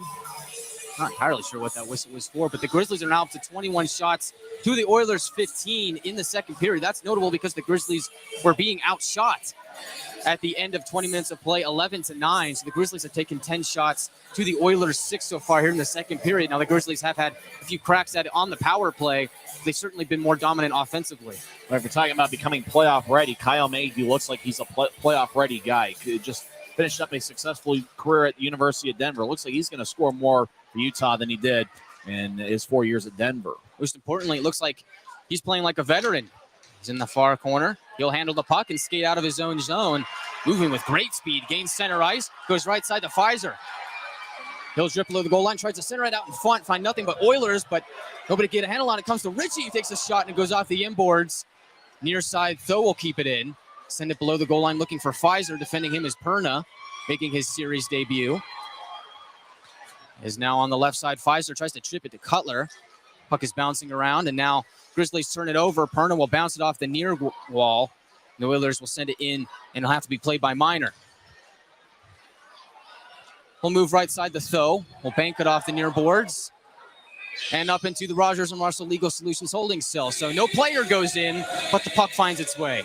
And the puck is in the Rogers and Russell Legal Solutions holding cell. Hopefully didn't disregard that letter. Ground's going to be in the Grizzlies zone. That's the tough thing about calling hockey is that action from blue line to blue line when the puck just kind of goes back and forth and neither team is able to really maintain possession. And not only is it boring, it's hard to call. This puck is just kind of exchanging possession. Looks like a tennis match. We're just going left, right. But the draw will be in the Grizzlies zone on the near dot. That's why I have gray hair right now. And his left side, Oilers hold it in. It's Crozier. Leaving it for Budrea, who button hook at the far boards. A good job by Penner staying in front of him. The Oilers will center it out in front, hops over the stick of Crozier to the near corner. Semick on it first. He'll chip it up to head to Fitz. He'll move it into the Oilers zone below the goal line. He's first on the puck. Goes left side, looking for Messner, who's trying to exchange it back up top to Semick. The puck went astray, and Minor will come way out of his crease to play it. And he'll send it all the way back down to Morris. It's like, is that a shot? Is that a shot on goal from Minor? I think that might count as a shot on goal from Trent. Might be his first of the season as the Oilers meander their way back into the Grizzlies zone. It's McLaughlin left side, skates around the net, skates into the slot, goes down, loses the puck. His teammate picks it up, and a save made by Minor on an attempt from Bean. As the puck is contested in the near corner. Puck goes below the goal line. They were looking for McLaughlin. He'll squirt out to the far side. Messner, the first one on it. He'll send it back out to center ice. He may have been looking for Martel. Instead, the puck goes to McKee. He'll regroup left side. He skates in. We'll rim it around the boards. Corey Thomas loses the race, and the Oilers are able to hold it in. Applying more pressure is Messner, and the puck squirts back out to center. McKee will twist left side, looking for Sheriff, who gets pounded by Martel on the near side boards. Oilers go right side. Wall skates in. Below the goal line, he drifts to the far corner. Sheriff from below the goal line takes the puck. He'll lose it to Cameron Wright. Now back to Sheriff. Sends one out in front for Matsushima, whose shot goes astray and drifts to the far corner. As Tulsa, keeping the puck in the Grizzlies zone, but having trouble handling a bouncing puck, is in the far corner. Corey Thomas muscles away a Tulsa skater as Eddie Matsushima gets it below the goal line for Bertuzzi. Tries to backhand out in front, finds Matsushima, but he's unable to hold the puck. Boy, it seems like the puck is really bouncing around as the centering pass comes to Sheriff. He looked to shoot. Instead, goes back up to the blue line for Wall, takes a shot, and that one's blocked out in front. They'll scramble for it at the top of the crease, and it trickles to Minor, who'll hold with 7:40 to go in the second. Grizzlies still lead 3-1. Like great action along the boards, and I'm really happy to see Tulsa play with the kind of effort that they are tonight because the Grizzlies need to get playoff ready. They got to think about next week. They got to take care of business this week, but they got to get playoff ready. And I think the effort Tulsa is putting together here tonight is more of that playoff intensity that you like to see. Yeah, I agree, Tyson. This game, while the Oilers are eliminated from playoff contention, they are treating it like a playoff game, playoff-type atmosphere here with the Grizz Maniacs roaring at Maverick Center. As the Oilers win the draw, Leaf with a shot, and Minor directs it into the netting. And we'll get a stoppage with 7:37 to go. Other action in the league, Kansas City leads Cincinnati 5-2. That game with 1:43 left in the third period, so it looks like Kansas City inches closer to third place, or they're in third place now. Wichita leads Allen 2-1 with 52 seconds left in the third, and still no score between Idaho and Rapid City with 4.5 minutes left in the second. Draw one by Tulsa. Saprika near point, directs one's out in front. Oilers unable to get a stick out in front, and the Grizzlies send it back out to center. Saprika will regroup. You're right, Tyson. The Grizzlies certainly aren't getting help from other teams around the Mountain Division. As turnover in the offensive zone, Brandon Cutler looks to get it out in front, but the Grizzlies aren't able to handle it. And the Oilers in a scramble, in panic mode, send it back out to Grizzlies ice. Shearer from behind his own net will take his time and survey the scene as the Grizzlies look to break out. Martin, ring-to-ring pass, looking for Pfizer, but hopped off his stick and goes to the Oilers. Leaf, drop pass, finds Crozier, drops off for Farron, who takes a shot, and a save made by Minor. They'll hold with 6:58 to go in the second. Well, good job by Minor there, and I can't imagine he had full vision on that shot as it was dropped off from Crozier over to Farron, and Minor was able to react quickly. And I got to say, come playoff time, looks like Trent Minor, who played well on Wednesday, looks like he's playing well tonight. Looks like he's alive, awake, and alert out there. I agree, Tyson. The best thing you can have going into the playoffs is elite goaltending, and right now, Trent Minor, the draft pick for the Colorado Avalanche, is having a great game, a great finish to the season as the Grizzlies win the draw in their own zone. Fitz gets it into the center from Messner, who will drift left side. He'll shoot one out in front, goes wide.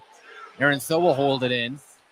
Send it below the goal line, looking for Messner, but he was being shouldered away by McKee. Grizzlies able to maintain possession, though, as Jamison battles for it in the far side. Puck comes to Jamison across the Fitz, who takes a shot, and that one is a high riser and goes right into the protective netting. 6:33 to go in the second. Grizzlies back on the attack, looking for more. He's looking for that top right corner, and he almost got it there as he saw Morris was a little bit more towards the far side. Dylan Fitz has been one of those active players all season long. He's a blue-collar performer. He's been an Iron Man for the Grizzlies. Fitz and Tyler Penner are the only two who have appeared in every game this season. In fact, Fitz has played in every game since joining the Grizzlies in March of 2022, and Penner has played in every game since the start of the 2021-22 season. Grizzlies win the draw in the Oilers zone, though. Will try and send it in deep, finds a few players at the half wall, and instead just bounces out to center. Where Matsushima will handle. Gets the Sheriff, who tries to deke around Mayhew, but good defensive play by Kyle Mayhew. As the Oilers try and center it out in front. Left side squirts the wall. He'll take a blast, and it's blocked away by Minor. Directed below the goal line. Matsushima, near corner. We'll send it up to Wall. We'll work it in deep to Bertuzzi. Bertuzzi was traded from Norfolk to the Oilers and has been great ever since his trade. Delayed penalty on the Grizzlies. And you're right, with 5:57 to go, the Grizzlies are going to be heading to the penalty kill. Grizzlies lead 3-1 late here in the second. So it looks like there's a timeout here on the ice. And Kyle Mayhew will go to the penalty box. And we'll see the Grizzlies penalty kill go to work. We come back in 30 seconds on the Grizzlies Hockey Network, presented by Rio Tinto Kennecott. When you pay with the Nitro card at Maverick, you always save 10 cents or more on fuel every gallon, every day. And you could save a whole lot more thanks to Nitro Best Price. Pick up a Nitro card and upgrade your Adventure Club account today.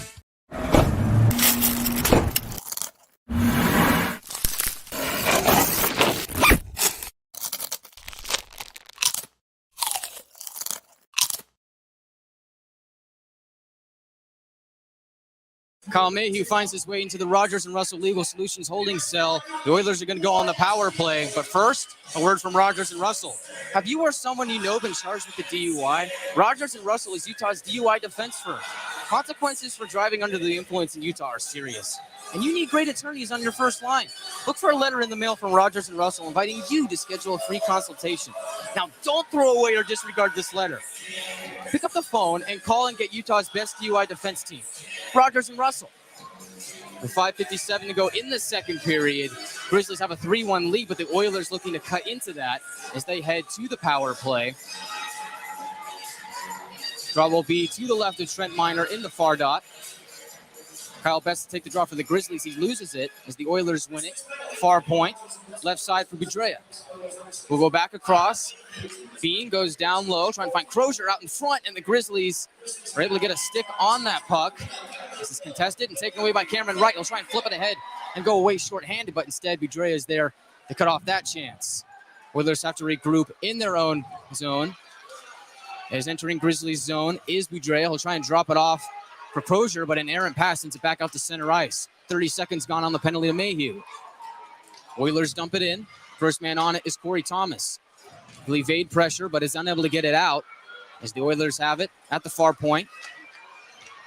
They pass along the far side. Crozier, we've got it back up top. Now left side for Boudreau. He'll center one out in front. Couldn't find anybody home and squirts out on the right side. McLaughlin tries to dance away from Betts. Shearer tries to clear it out. Is unable to do so. Oilers skate in. Other cross to the side and a save made by Miner on the chance from McLaughlin. Puck remains in the Grizzlies zone. Bean, far point, goes down low for McLaughlin. He tries to center it out in front, but hits the stick of Shearer. Good defensive stick from James as the puck will roll to Trent Miner. He'll hold with 4:48 to go in the second period. 51 seconds remain on the penalty to Mayhew. This is the Oilers' first chance on the power play in this game. It looked like Tulsa was really trying to get McLaughlin alone on the right side. Utah's doing a good job of denying those centering passes out in front, forcing Tulsa to shoot from the perimeters. McLaughlin, the third-round pick of the Anaheim Ducks back in 2018, seems to be Tulsa's most skilled forward as Oilers win the draw. Perna at the line, sends it left side for Sheriff. The top of the circle, he'll work it down low, and they'll get it back to Sheriff as though delivers a thunderous hit in the near corner. Perna at the line, goes near side for Sheriff. Back to Perna. He'll send it right side. A drive from Wall is swallowed up by Miner. 4:26 to go in the second period. 29 seconds to go on the penalty to Mayhew. Now, regardless of what happens tonight, the Grizzlies can't clinch a playoff spot as Wichita defeats Allen 3-1 as Jake Wallen got an empty netter with 8 seconds left in regulation. Idaho is taking a 1-0 lead after 2 periods. So whatever happens tonight, the Grizzlies cannot clinch a playoff spot tonight as Wichita takes care of business and wins at home 3-1 over the Allen Americans. Oilers win the draw. Wall at the line. Will fake a shot. Goes left side for Perna. Finds Sheriff. Back to Perna. At the line goes near point for Sheriff. Will drift to the circle. He'll get back to Perna, who takes a shot and a save made by Miner on that bid. Grizzlies take the loose puck and send it back down to Oilers territory. With 10 seconds to go on the penalty to Mayhew, Grizzlies penalty kill unit looks to have gotten the job done. It's a successful penalty kill brought to you by Utah Disaster Cleanup. As we're back to 5-on-5, Oilers contest the puck on the near side. Mayhew emerges with the puck and exits his own zone with a pass to Taryn Pfizer at the Grizzlies center ice logo. Pfizer will bank it off the near boards, finds Mayhew, chips it ahead to himself. Now he's in Oilers territory on the forehand, moves in. He'll try and deke, can't get away from a few Oilers, gets it to Martin. Takes a shot and a save made by Morris. Martin finds Cutler down low. He gets checked by Perna. Cutler gets back to his feet, is unable to retain possession though as the Oilers try and get out of their own zone. Unable to hold it in is Rich, he loses it to Bertuzzi. Tries to go for a stretch pass to Sheriff. Instead he can't handle it. Instead it'll go to Miner. He'll play it to Tho. He'll try and break out on the right side. He'll flip one up. A stretch pass goes through everybody. And Morris will leave it for Bean. Left side attack for the Oilers to start here. He'll drop it off. Stewart on the back end tries to feed it out in front. Instead hits the back of the net. He'll pick up the rebound, try and wrap it around. But a great defensive play by Luke Martin to break that up. This puck in the far corner now. Leaf gets it up top. Now left point for McKee. He gets it back across. Bean takes a shot and it's blocked out in front by Cutler. Puck held in by the Oilers. Bean another shot, easily paddled away by Miner. Right side, Gilmore centers it out in front. Good defensive stick by Cutler to break that up, and it'll go to Aaron Tho. We'll try and stretch it ahead to Pfizer. Bouncing puck goes over the stick of Pfizer and Saprika. Saprika handles it finally.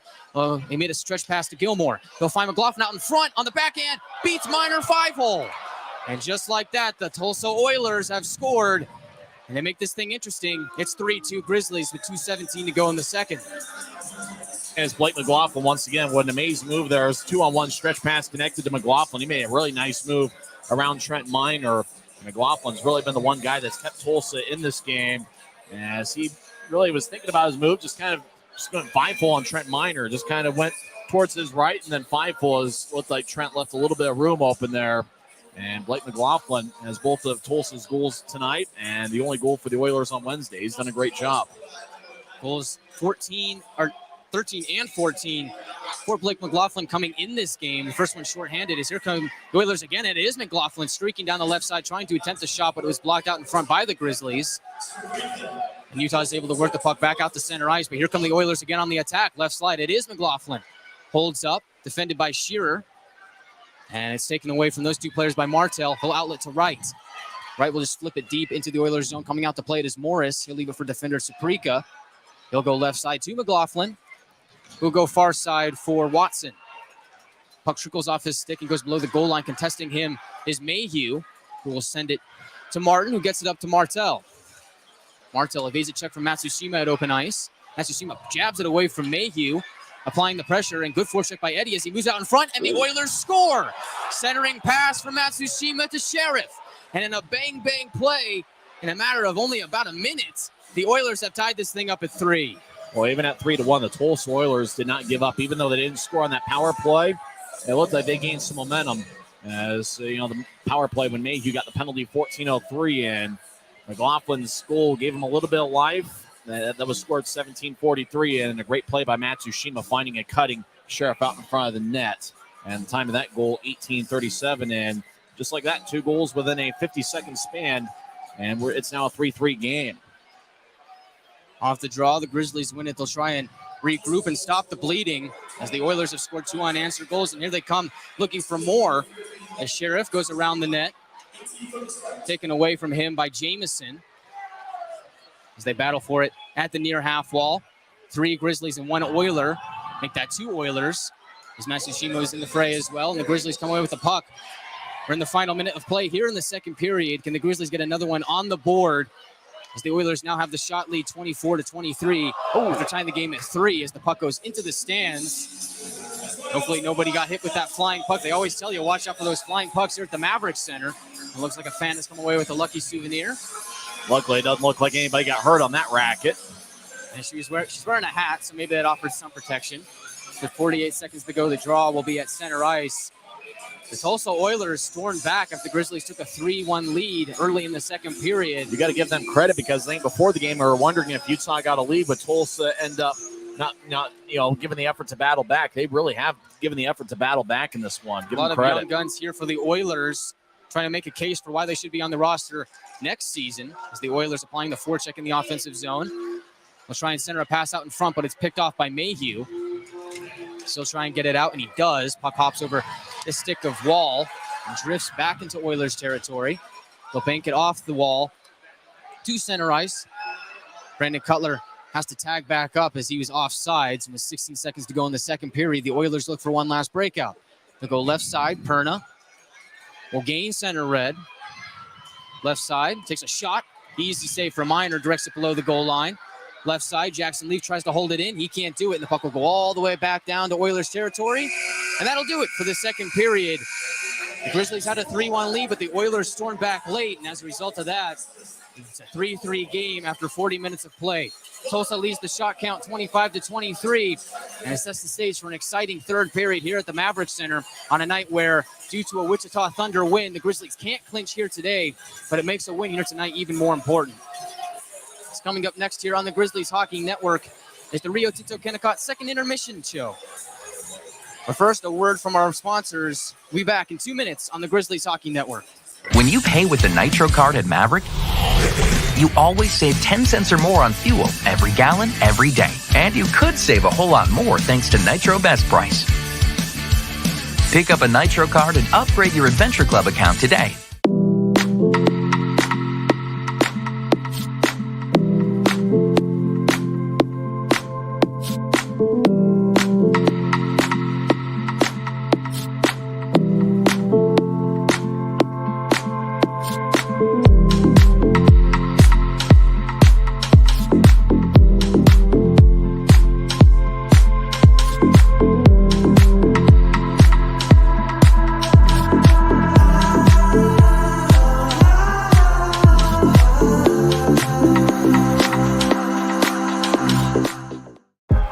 live for my next goal. Whether it's another pick six or another step forward in life, I wouldn't be who I am without the drive to reach it. And I wouldn't be where I am without my team. Everyone on and off the field who supports me and believes in my dreams as much as I do. Whatever your goals are, surround yourself with people who are going to help you reach toward them. Like my friends at America First, and see where life takes you. Maverick's new bean-to-cup machines always deliver a freshly ground cup of coffee on demand, so you can enjoy any of our premium roasts at their best, day or night, hot or iced. Enjoy a fresh cup today. If you're out driving and something happens to your car, truck, or even wheelchair, and you end up stuck at a rail crossing, it's going to be okay. Don't panic. Here's what you do. Get out if you can, and look for this blue sign on the metal pole. Call the number on the blue sign, and when they answer, tell them the crossing number. The number is right here. This tells them the exact location of the crossing. This is the fastest way to get trains stopped before coming through the crossing. Look for the blue. It helps you. It's the Grizzlies 3 and the Oilers 3 after 40 minutes of play here at the Maverick Center. Exciting action here. The Tulsa Oilers won't back down easily. They made it tough for the Grizzlies in the second period. But getting the scoring started in the first period, 13:38 in. Brandon Cutler got his 14th goal of the year. And a beautiful play, really, between the legs from Brandon Cutler at the top of the blue paint. You're going to see that one on SportsCenter Top 10 and all over Twitter, Facebook, Instagram, TikTok, literally everywhere for the next few weeks. It was that good of a goal, and it comes from Taryn Pfizer and Aaron Tho, and that gave the Grizzlies a 1-0 lead. But shorthanded, Blake McLaughlin gets his 13th goal of the season, 16:09 into the first, and that came unassisted, and that made it 1-1. And that's where we stood after 20 minutes of play. But in the second period, the Grizzlies started to break out. Cameron Wright, 3:48 in, made it 2-1 on his 26th goal of the year from Jordan Martell and Kyle Betts, and that came on the power play. That would be a common theme for the Grizzlies in this game. So Cameron Wright, for a brief moment, had the team lead with 26 goals. But he was then tied later by Taryn Pfizer, who got his 26th goal of the season as well. 17-17 into the second period. Also on the power play from Mayhew and Martell. Martell has 2 assists in this game, and he needs a goal tonight to keep his 8-game goal streak alive, which would propel it to a 9-game goal streak. On that goal from Pfizer, it made it a 3-1 Grizzlies lead. But late in the second period, the Oilers stormed back, 17:43 into the second. Blake McLaughlin again, the Anaheim Ducks prospect, got his 14th goal this season, his second of the game from Gilmore and Saprika. And that made it a 3-2 game for the Grizzlies. And then 18:37 into the second period, Dante Sheriff makes it a 3-3 game, his 13th of the season from Eddie Matsushima. And just like that, about a minute's time, a little under a minute's time, it's a 3-3 game. And that's where we stand after 40 minutes of play. Shots were even at 14 apiece in the second period. Tulsa leads the shot count 25-23. Tulsa's 0 for 1 on the power play, but the Grizzlies are 2 for 4 on the man advantage. And it's worth noting that Mike McKee, the Oilers captain, got a 2-minute roughing minor in the second period. 5:54 in for gut-punching Cameron Wright, who took a spill going into the Oilers' net. And I guess McKee took offense to that, and he just threw a right-handed punch into the gullet of Cameron Wright. He was sidelined for a little bit, did return back to the game. And good to see Cameron Wright back out there. As Trent Miner got the start in net tonight, he stopped 22 of 25. It's Riley Morris in net for the Oilers. He stopped 20 of 23. But really, the theme of tonight's game, Tyson, is we didn't really expect the Oilers to come out with such fury and passion in this game based on what we saw on Wednesday. It seemed like Tulsa was a bit slower than the Grizzlies on Wednesday. They didn't really seem like they were all too happy to be here. I mean, they're golfing in a week. They're already eliminated from playoff contention. But tonight, the Oilers seem to have come out with a bit of passion, a bit of fury, looking to spoil the party for the Grizzlies. As a result of that, we're tied at 3 after 40 minutes of play. And with Wichita winning tonight, Utah does have the tiebreaker, but if Wichita comes out and wins tomorrow, this becomes a must-win game for the Grizzlies. Even though, as I mentioned before, Utah does have the tiebreaker.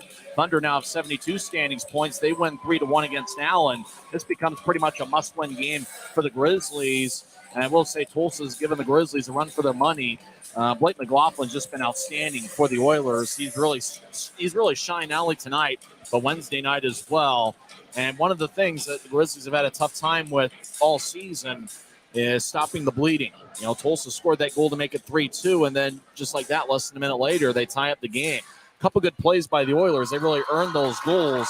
The Grizzlies got to do a better job stopping the momentum before you end up with a tie game. And just like that, we got 20 minutes left in regulation, and it's anybody's hockey game right now.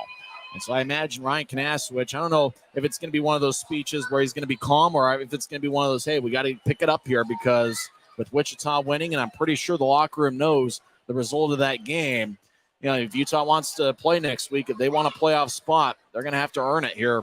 And forget what Tulsa's record is. Right now, they look like a good team, and it looks like Tulsa wants it. So the Grizzlies are going to have to want it as bad as the Oilers. Well, Tyson, it seems like the theme throughout the course of this game is the Oilers capitalizing on the chances that the Grizzlies are giving them. A lot of giveaways for the Grizzlies have turned into goals, and you got to give credit to the Oilers for taking those chances and converting on them. Well, you mentioned the giveaways. Utah had 9 in the first period, according to the off-ice officials. Looks like they had another 10 in the second period. 19 giveaways through the first 2 periods. That's not going to do you any good. And so for the Grizzlies, they're going to have to find a way to regroup here in the third period and really just take better control of the puck. And fortunately for the Grizzlies, in the first period, it was a turnover that led to the shorthanded goal. Another turnover here in the second period from a guy who usually doesn't turn over the puck. Kyle Mayhew goes the other way, and the Grizzlies find themselves a little bit on their heels. And I think the only reason that Coach Ryan Kanasowicz didn't call that timeout was because there was only about 2 minutes left in the third period. Yeah. And at that point, you'd rather just have your timeout in your back pocket to use either for a coach's challenge or maybe later on in the third period when you really might need it. But I think otherwise, maybe it was early in the second period, he might call that timeout, as you mentioned, to stop that bleeding, as the Oilers really rallied back and found a way to tie that game. Looks like there's some technical difficulties on Flow Sports. They're working on them, and hopefully, hopefully they'll get those resolved, and we'll be able to be back on Flow Sports. We're on YouTube here. That's the audio broadcast. I know it's kind of a little bit unique what we do. It is essentially our radio broadcast, and it was a great job there in the second period. You calling the action, and I think that the good thing is I think the people listening to the game were able to follow along with what's going on. And hockey, as you probably are getting to know, is a pretty difficult sport to try to describe just because there's so much going on. And sometimes you just have to find a way to get those key details. And I thought you did a great job of it in that second period. I think what made it difficult is that back and forth action and really the battles along the boards. Tulsa's really making the Grizzlies work for those. And like I said, somewhere in the second period, it's great to see Tulsa put this kind of effort, because I think the Grizzlies want to end tomorrow if they're able to secure a playoff spot and become playoff ready. Because next week you're facing either Idaho or Allen in the first round, and the Grizzlies are going to have to play their best hockey next week if they're fortunate enough to, get to the postseason. And I think the good thing here is Tulsa is giving Utah a run for its money. Win or lose, Tulsa is really making the Grizzlies work for it. I agree, Tyson. And first off, thank you for that awesome opportunity. That was a lot of fun calling that second period here. But, you mentioned just a lot of back and forth action. And now, as I said before, during live action, it seemed like we were watching a tennis match where it's just, okay, we're looking at the left and then back to the right and then back to the left. It just seems like teams just didn't want the puck. It was just exchanging possession. Both teams really had a tough time entering the offensive zone. As a result of that, we saw a sludge fest here in the neutral zone. But you're right. The Oilers are making the Grizzlies work for this one, and I don't see any issue with that for the Grizzlies as long as they win the game. But they're certainly been given a run for their money from an Oilers team, which really I think caught the Grizzlies off guard here to start this game, just based off what we saw on Wednesday. Just 90-day difference from the Oilers. But as I said before, there's a lot of young guys on this Oilers roster, a lot of rookies, a lot of first-year pros. We've seen Dante Zapata enter this game. He's playing his 11th game of the season. And a lot of guys on the Oilers only have about 9, 10, 11 games of experience. And there's a lot of guys that are in their first year of professional hockey here with the Oilers. So there's a lot of guys vying for a roster spot saying, hey, Rob Murray, there's a reason to keep me around. There's a reason that I should still have a job next year. maybe if you don't want to stay with the Oilers, you're trying to boost your resume and say, hey, other team around the league, this is why you should want me. And I was able to do this with the Tulsa Oilers, a last-place team in the Mountain Division. So I think this is a team that came into here kind of lethargic, not really wanting to play against the Grizzlies, saying, we're golfing in a week. But then maybe they had a revelation and said, you know what? This might be a good time to boost our resumes. If we're able to do something special against a playoff team like the Grizzlies on a 7th-place team like the Oilers, that might just give you the edge in some other players around the league. So the Oilers certainly have come out ready to play. They've given the Grizzlies a run for their money here in this game. But as for the Grizzlies themselves, I like the way that they've played through the first 40 minutes. If they could just limit the turnovers, stop the self-inflicted wounds, I think they'll be okay and come away with a win here. And Utah 19 giveaways in the first 2 periods, just too many, and the Grizzlies can tighten it up. I think they'll find a way. A couple standouts for Utah that I noticed in the first 2 periods was Brandon Cutler. I noticed late in the second period I didn't get it in during the period, but he did a great job defensively on a shift, deflecting a couple passes, and he's played a good 2-way game, not only offensively, but Cutler's really performing well defensively, and I think that's a big part as to why he keeps getting chances in the AHL. He's been with 3 different clubs this year. He was able to stick in the second half last season with Abbotsford. I think a big part of that's him playing a really strong 2-way game, and we saw it in particular in the second period. I think Mick Messner is somebody that's probably playing his best game as a Grizzly. He's really making a lot of hustle plays. He drew that penalty on the double minor for high sticking, as it was his face that caught the stick of Mike McKee. And luckily, Mick Messner was able to draw blood. Luckily for us, it was a 4-minute power play. I'm sure Messner wasn't thrilled about it, but the Grizzlies ended up with 1 goal on that power play. And we'll see if the officials will let him play in this third, or if we're going to see some power plays in the final frame, because the power play looks like it has produced big time for the Grizzlies. 2 on Wednesday and 2 on Friday. Yeah, it does, Tyson. Really, the special teams have been great for the Grizzlies in this series so far. I mean, you think about the shorthanded goal, that's really the only blemish on an outstanding 2 games so far for the Grizzlies on special teams. I mean, 4 power play goals in 2 games. The penalty kill has not surrendered, the PK has not surrendered a goal to the Oilers power play thus far this series. So special teams are doing good for the Grizzlies, and as they should. This is an Oilers special teams department that really isn't one of the best in the league, so it really was a great chance for the Grizzlies special teams to wake up heading into the playoffs. Grizzlies can't clinch tonight as Wichita defeats Allen 3-1. But the Grizzlies certainly need the victory, as Wichita is now in 4th place by themselves with 72 standings points. Second place isn't necessarily locked up for Allen, as Allen lost to Wichita tonight. Kansas City defeated Cincinnati 5-3. So Allen is still in second place with 75 points, but Kansas City now has 74. And so if Kansas City wins in regulation again tomorrow and Allen loses to Wichita, well, then Kansas City might pass Allen for the 2nd seed in the Mountain Division. Idaho leads Rapid City 1-0. That game is just underway in the 3rd period. An Idaho victory means that they set a league record with 57 wins. That does help the Grizzlies out, and that probably eliminates Rapid City if the Grizzlies win, because Utah does own the tiebreaker over Rapid City. And so then, both teams win 2 games in a row, Utah would have it. We'd have to check to see. I mean, Rapid City is pretty close to the tiebreaker, but the Grizzlies do own the tiebreaker, which is regulation wins.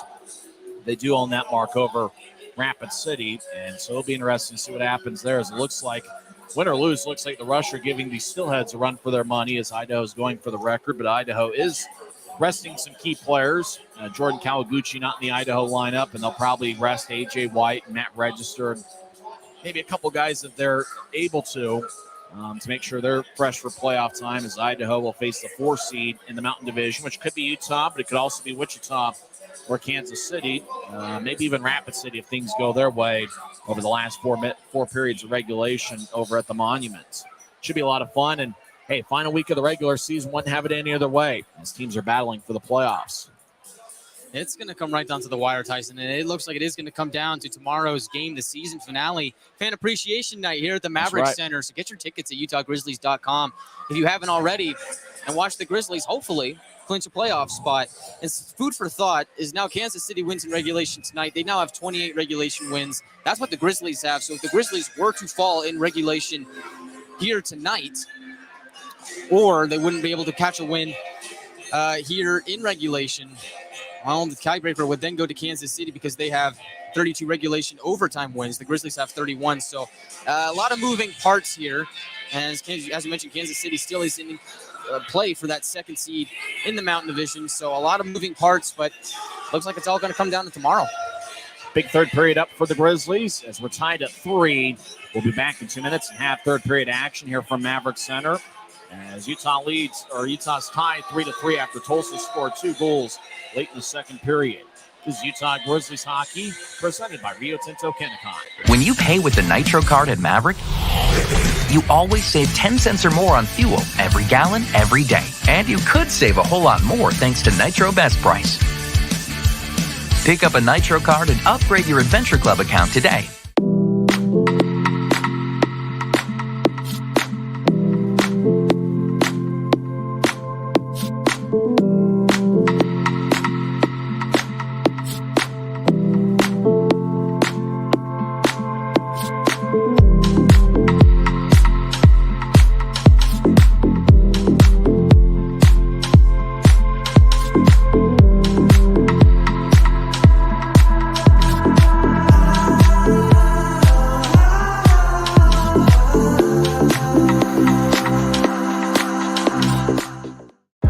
I live for my next goal. Whether it's another pick six or another step forward in life, I wouldn't be who I am without the drive to reach it. And I wouldn't be where I am without my team. Everyone on and off the field who supports me and believes in my dreams as much as I do. Whatever your goals are, surround yourself with people who are going to help you reach toward them. Like my friends at America First, and see where life takes you. Maverick's new bean-to-cup machines always deliver a freshly ground cup of coffee on demand, so you can enjoy any of our premium roasts at their best, day or night, hot or iced. Enjoy a fresh cup today. If you're out driving and something happens to your car, truck, or even wheelchair, and you end up stuck at a rail crossing, it's going to be okay. Don't panic. Here's what you do. Get out if you can, and look for this blue sign on the metal pole. Call the number on the blue sign, and when they answer, tell them the crossing number. The number is right here. This tells them the exact location of the crossing. This is the fastest way to get trains stopped before coming through the crossing. Look for the blue. It helps you. We're about set to start the third period of play as we're tied at 3. Tulsa's outshot Utah 25-23. On Wednesday night, the Grizzlies had a 44-27 edge in the shot count. It's the same 5 that started the game for the Grizzlies. The Rooster, Jordan Martell, along with Cameron Wright and Kyle Betts. The 2 defensemen up top are Aaron Tho and Kyle Mayhew. Not to be confused with the Grizzlies fan Kyle Mayfield. Jordan Martell has a multiple-point game with 2 assists. He now has 13 multiple-point games this season. Terran Pfizer, 1 goal and 1 assist, also with a multiple-point game. And taking a draw for Tulsa is Tristan Crozier, who played at Merrimack College this year and was a teammate with Mick Messner. For Pfizer, it's his 11th multiple-point game this season. Grizzlies win the draw. They're skating from right to left. As we see it from high top section 114, Tulsa skating from our left to our right. As Betts will tap it off the glass. As Betts gets over to right, who crosses center ice, so he'll wing it to his right. He goes past Martell, who chases after it as McKee will drive it towards the near boards. Betts kicks it back to the corner. As Crozier lifts it in the air, it's gloved by Betts, who will get it back towards the Rooster. Over to Cameron Wright, who slices it from one corner to the other. It bounced off the corner and rolls towards the left point. As Mayhew gets it to Wright, he'll skate towards the point. He'll take a righty shot, and it bounces off the Betts. Betts gets over to Martell, left side shot, goes over the crossbar, and off the glass. It hits a stanchion as McLaughlin will skate down the middle. Now he'll skate down the middle as he fakes a pass, as he'll enter from the right side. McLaughlin on the hat trick watch. He's already got 2 goals tonight. Will bounce it off the Betts. And it glides off the near wing boards as Martell slides it over towards Wright, who gains center ice and dumps it in. Grizzlies make a line change. As we're a minute into the third. Pass picked off by Ritchie. Over to Cutler on the left side, across to Pfizer. Now to Luke Martin. He'll take a righty shot that goes wide. And Tulsa clears it out. Puck glides towards Minor, who lets it go as icing is going to be called on the Oilers. But, boy, what a look there by Luke Martin out in front. And the fans can't believe that just went wide. I mean, that goal was so close. Well, almost goal was so close that the guy pushing the scorer light got a little jumpy and decided to hit that thing. Oh, that's what the fans reacted to. The referee on the ice signaled no goal. It did hit the far post and trickled back out. Ritchie will take the draw. Pfizer and Cutler out there as Tulsa wins the faceoff. We're tied at 3 early in the third period. Matsushima throws ahead. It's picked off by Nolan Ritchie at neutral ice. Now Luke Martin to the left, cross the center, and they'll drive it in. As Pfizer to the right side, hit something there in the corner, roll back towards the slot. Now it goes back to the corner as Ritchie over to Cutler behind the net. Cutler skates back towards the corner. He loses the puck as Matsushima cuts in front of him. As Shearer holds the line on the right side. Grizzlies drive it off the end wall as it goes back to the Oilers, who skate from left to right. They move it out to center for Bertuzzi. He'll skate towards his left as he steps over the blue line. Good poke check by Shearer as Cutler gets it. Brandon Cutler crosses center ice, and he'll dump it off of Wall. Wall moves ahead to Bertuzzi, who gains the blue line. So he'll drop it off for Sheriff. Puck goes high into the air and goes into the seats about 4 rows in front of us. Boy, did it hit the glass. Pfizer hopes it did. Oh, no. Pfizer gave a fan a souvenir from his own zone and didn't hit the glass, according to the referees. So it's going to be a power play for Tulsa. That's as close as I've ever come to getting a souvenir puck. About 4 rows in front of us. And the funny thing is the kid that got it, his brother sitting next to him, had no idea that the puck was even about to land right next to him. He totally spooked him. I mean, he jumped up. He was just like, oh, geez. Good thing it didn't hit him then. Yeah, I mean, he was totally unaware. That's why you got to watch out for those flying sticks, pucks, and other things that may go over the glass here at the Maverick Center. That's why they announce it every period. We go over it every game as Utah wins the faceoff. Throws it deep towards the Tulsa crease. It's cut off by Riley Morris. Oilers skate from left to right. They're on a power play. Taryn Pfizer gave a fan a souvenir from his own zone. Tulsa throws the center ice. Jamison picks it off, and he'll dump it back towards Riley Morris, who's played a good game. He'll drop it off as the Oilers will restart the attack. As Justin Bean will throw it to his right for Watson, who gains center ice. Watson gets around Betts. Betts pokes it away. Now McLaughlin, who's on hat trick watch with 2 tonight. He's at the right point. He'll roll it around. Watson will throw it back towards the left point. Grizzlies couldn't clear it out. Bean throws to the right side, kind of a soft pass. McLaughlin gets around Thomas. McLaughlin now around the net.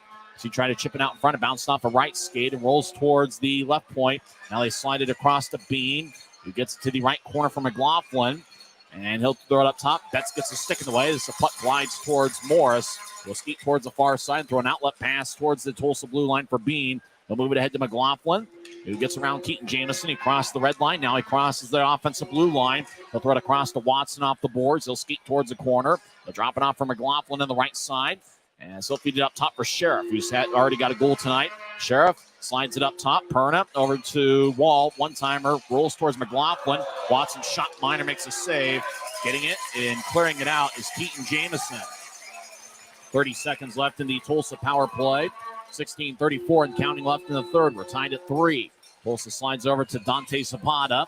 He'll skate around Cameron Wright. Zapata gets up top for Wall on the right side. He'll slide it to his left for Perna. Now to Sheriff, who's also named Dante. He'll get it over to Bertuzzi. Back to Sheriff, who will skate towards his right. Now he'll drag it over to Bertuzzi. He'll throw it through the crease over the ball on the right side. He'll glide it up top for Perna. Will skate towards the right point to keep it in. Is still glided over. Late in the power play, Pfizer standing up, and he's out of the penalty box. Successful Utah disaster cleanup penalty kill. Tulsa in the left point, still in the offensive zone as Pfizer joins the play. As Sheriff over to Wall, back to Perna. He couldn't handle it.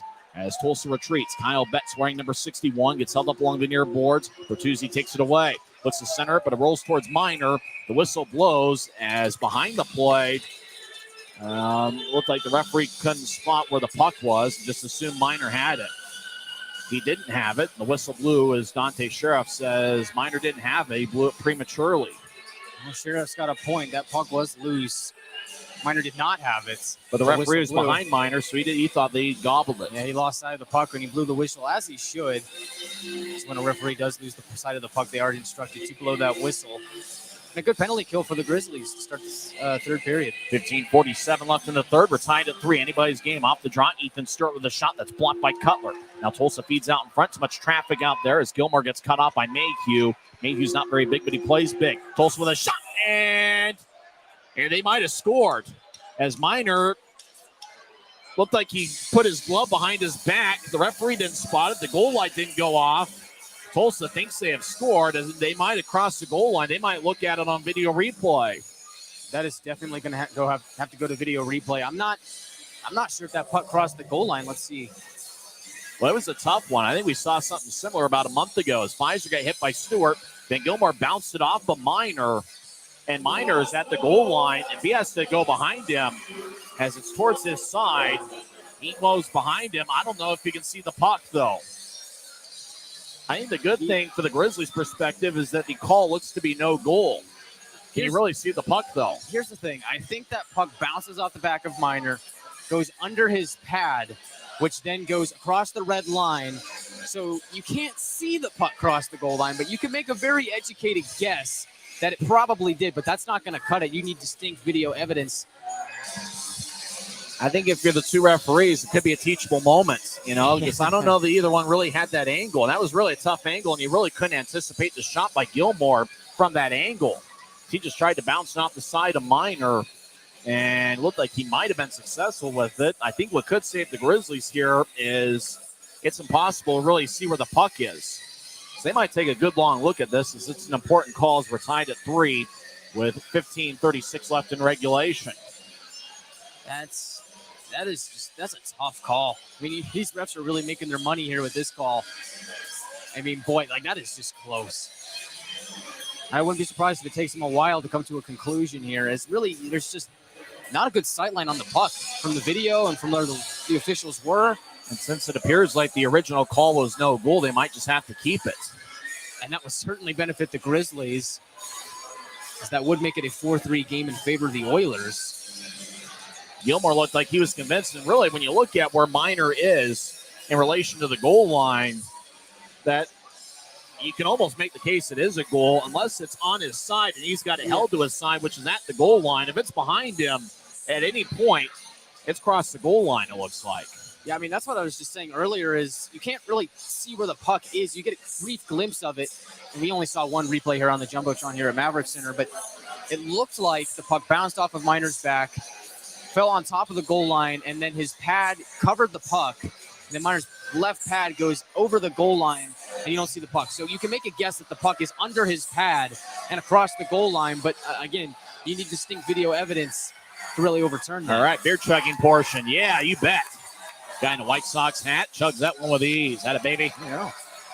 Still looking out on video replay. As we mentioned, it could take a while. Is she going to chug one? Oh, she's like, nope. Oh, that's too bad. Having some fun here at Maverick Center. I think the two referees have done a pretty good job here this weekend, kind of keeping things under control. Oh, that's a beer can. We can't see it. We can't see the progress of it, though. Yep, the camera. Yeah, I'll get back to him, but we can't tell if it's a completed chug or not. That looks like he downs it. Atta baby. I'll give him that one. Yeah, that was good. Looked pretty clean. He's a couple face tats away from looking like Post Malone. Hey, rumor had it Post Malone came to a Grizzlies game and nobody knew it. As they're continuing to show fans, there's a guy drinking a beer out of a shoe. I don't think I'd ever do that. Beer out of a shoe. Oh, that's two people with beers out of shoes. That's nasty. That cannot taste good.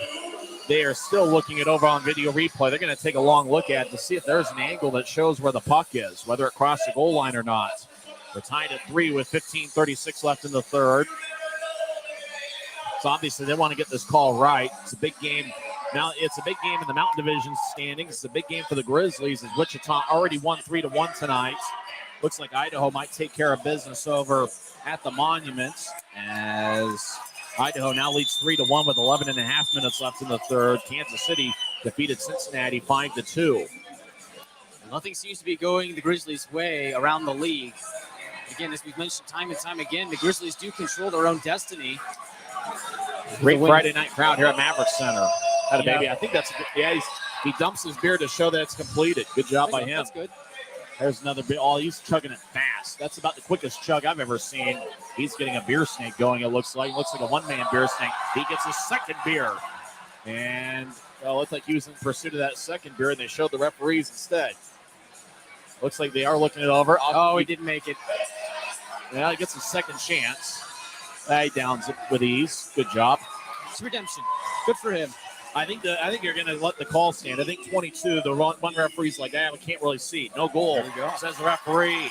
I think what saved the Grizzlies there is they couldn't spot where the puck was. Yeah, Looks like the referee's going to go talk with Rob Murray. And the expression that number 22, Sam Heidemann, gave is one of those where we're going to have to go with the call that we had on the ice. Minor does a good job holding the post. If he goes behind his back, and that's where the puck is, Rob Murray and the assistant are furious. They say, look at the video board.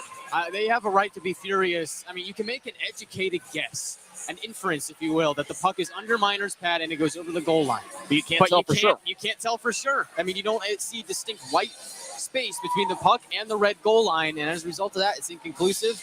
And the call on the ice stands. Maybe it helps the Grizzlies are wearing black jerseys tonight with white numbers and professional green trim. It blends in with that black puck. Draw's going to be from the far circle of the Grizzlies zone. It's won by Utah. Grizzlies skating from right to left. We're still tied at 3. Visor over to Cutler. He dumps it in. No icing as Cutler dumped it in from Grizzlies territory as Tulsa gets the puck. They skate from left to right. And as they move it out to center, it goes back to Shearer, who slides it across from Martin. Martin couldn't reach it. Tulsa skates towards the left circle. Take a lefty shot. Saved by Minor. Rebound ricochets over to the right side. Stewart, sharp angled shot. Saved by Minor. Might have gotten part of the side of the net as Visor gets it across to Shearer, who moves out to the left point for Ritchie. Now to Cutler, he's at neutral ice. He'll fire a shot. Saved by Morris, who will slide it towards the far side and keep it in play. Grizzlies make a line change as Tulsa will move it ahead. Bounce off an Oiler and goes to Jamison at center ice. He crosses the red line and dumps it in. Jamison couldn't get around. Big number 21, Tristan Crozier. As right side, Jamison fires a shot. Saved by Morris. Now Fitz feeds out in front. It glanced off of Morris and goes towards the far side as Tulsa gets around Fitz. As Oilers still in their own zone as Watson lifts it over the head of a leaping Jamison. It goes to Tulsa. Skate towards the left circle. Mayhew in the way as he takes it away from McLaughlin. Puck slides along the far wing boards. Tulsa keeps it in. As Oilers throw it to Cameron Supriki. He gets hit by Fitz. As Suprika gets pushed towards the point, he'll fire it off the boards. The Suprika to the left corner. McLaughlin overskates it as Crozier gets held up by Penner. As though gets it across to Fitz. Fitz still deep in the Grizzlies zone. He overskates it. As Watson over to Crozier. He chipped out in front to Watson, who couldn't reach it. And the puck goes back to the far side. Jamison will carry it out to center. Bouncing off the boards near the Tulsa bench. And that's going to be icing on Utah as Jamison dumped it in before crossing center ice. Well, I think right now, Tyson, even though the Grizzlies caught a break with that no-goal call, I think right now I'd still have to say that the momentum is in Tulsa's favor as the draw is going to come back to the Grizzlies zone. The Grizzlies need to find a way to just establish their fortune, gain that energy that they had earlier on in the game and take that, get it back, and go the other way. We got a great crowd here at the Mavericks Center. Get fired up. Get that next goal. Walk out of here with a win. Big game for the Grizzlies as Wichita won. Idaho leads Rapid City 4-1. So that does go in the Grizzlies' favor. As Utah rooting for Idaho this weekend as Utah is tied with Rapid City as each team has 70 standings points. Hank Bertuzzi will take the draw against Keaton Jamison. And it's won by Utah. Shearer skates around his net. He'll throw it between the legs for Fitz. As Wall, right point, lefty shot, saved by Minor. Trent holds on, 13:53 left in the third period. We want to say happy birthday to Nick Hayes. Happy birthday to Grizzlies fan Nick Hayes, who usually sits in section 107. We'll come back in 30 seconds as we're tied at 3 on the Grizzlies Hockey Network.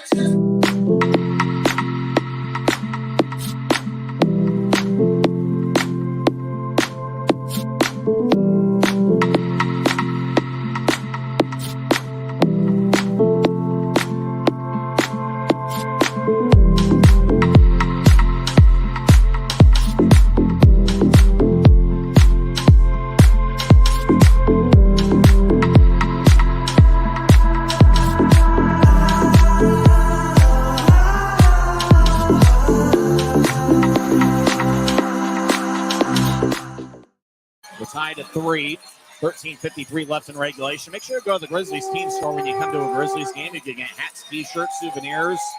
You can get pucks. You can even get a collar for your dog. In fact, I got one for my dog, Sadie. It's a beautiful looking green collar. You can get that and a lot of other stuff at the Grizzlies team store here at Maverick Center.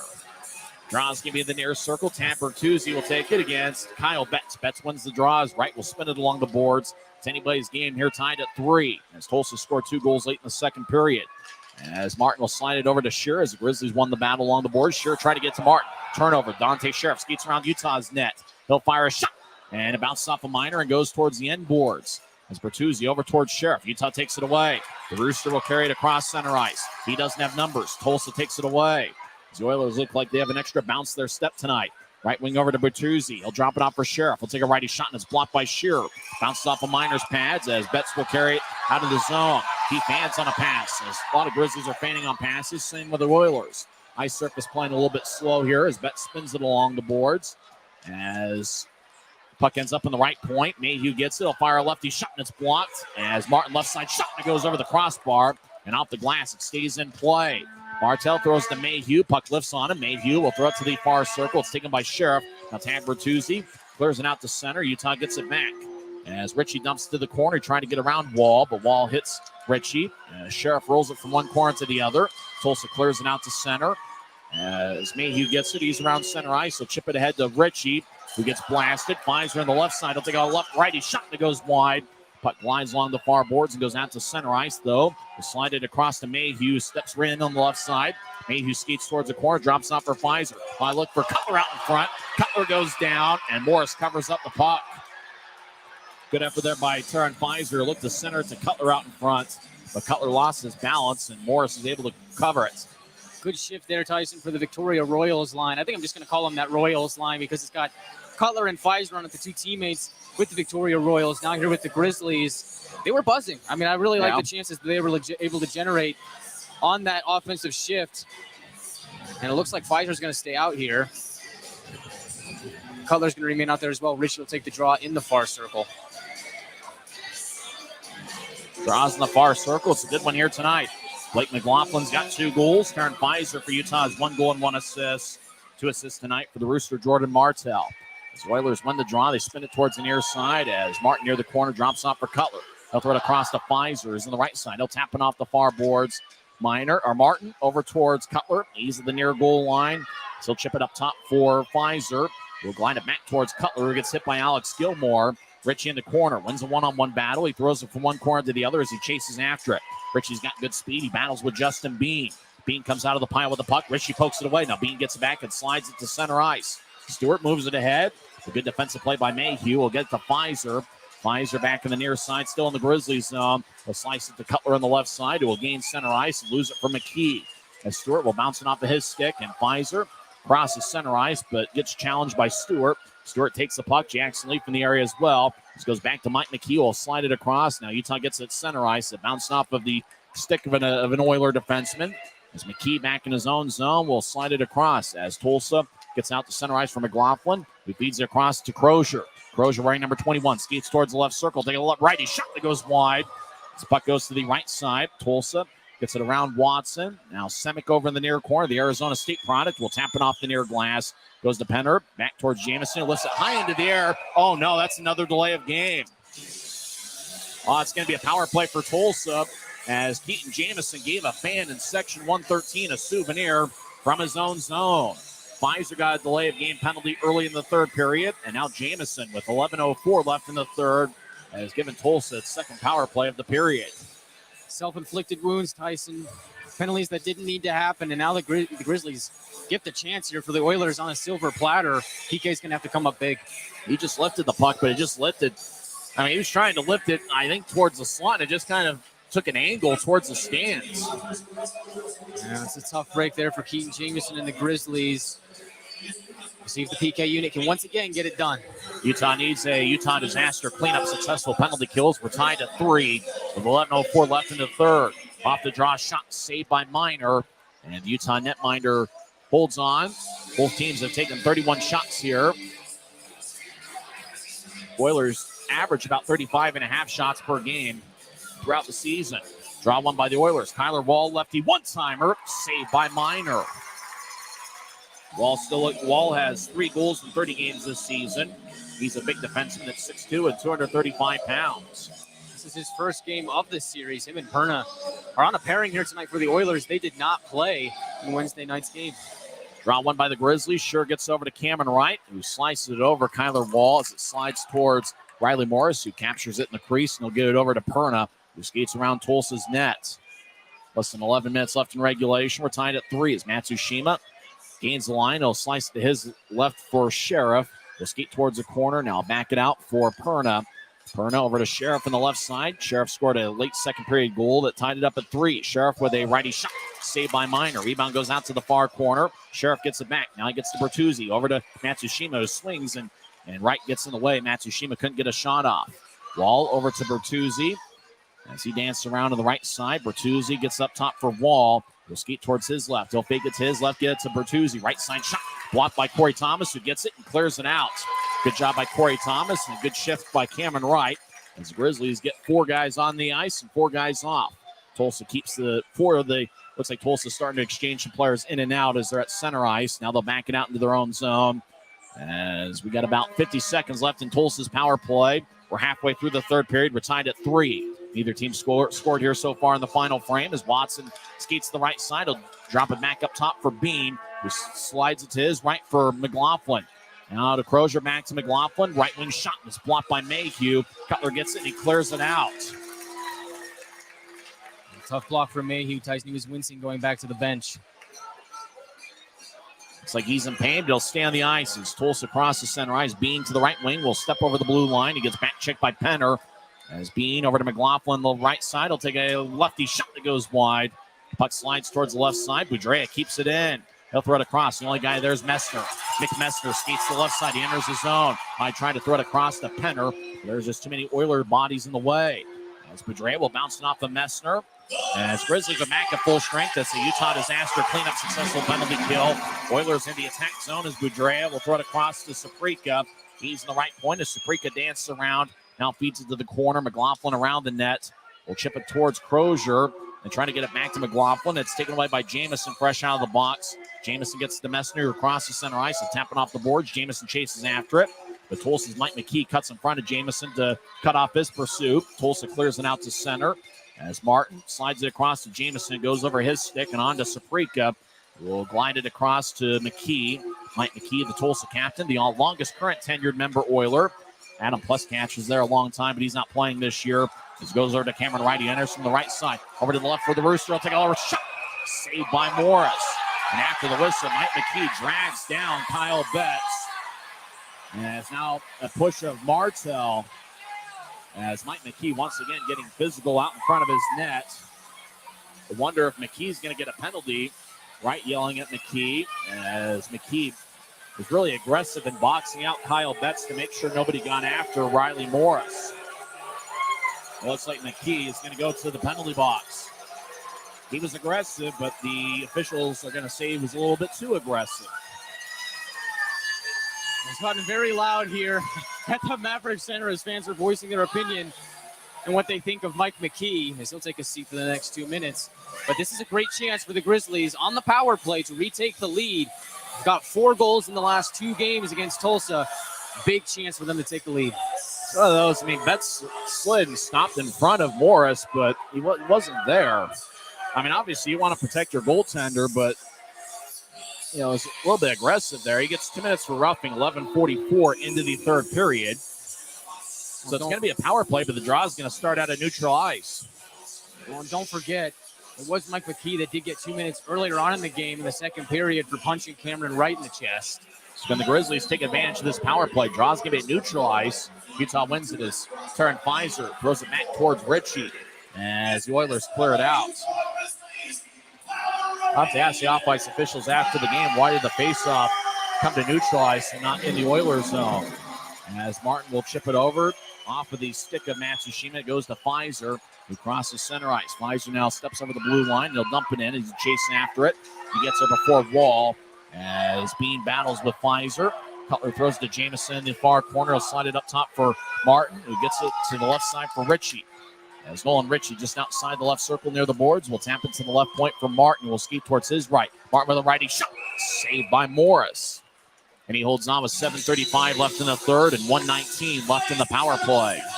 Well, that right there, Tyson, is the guy to watch. Luke Martin on this first power play unit has been quarterbacking things from the blue line. This is a guy that was great for the Grizzlies last season. I mean, in 59 games, he had 43 points, 10 goals, 33 assists in that 22 campaign with the Grizzlies. If they're going to go far in the playoffs, it's going to go and start with Luke Martin. Draws the near circle. Martin's going to be instrumental for the Grizzlies down the stretch. He's certainly been a good addition over the last week as Tulsa will clear it out. Martin was reassigned to the Grizzlies from the AHL's Colorado Eagles, where he appeared in 28 games and had 1 goal and 9 assists. As Martin gets to neutral ice, he crosses center. I'll throw it back to Cutler. I actually think it was 1 goal, 8 assists. It's Cutler. I'll throw it to his right for Jamison, but the timing's messed up. Jamison hanging around just outside the blue line. Now he crosses center as he'll get to the line, trips up Stewart, no call. As Stewart battles with Jamison. Jamison in the corner with a couple of Oilers. So continue to hack away. Tulsa gets it, and they clear it out. As Miner behind his net gets it. Both teams make a line change as there's less than 7 minutes left in regulation. As we're tied at 3. Both teams have taken 33 shots as Mayhew crosses center ice with speed. He'll trip it to his left for Betts. Betts will skate in. He'll take a lefty shot.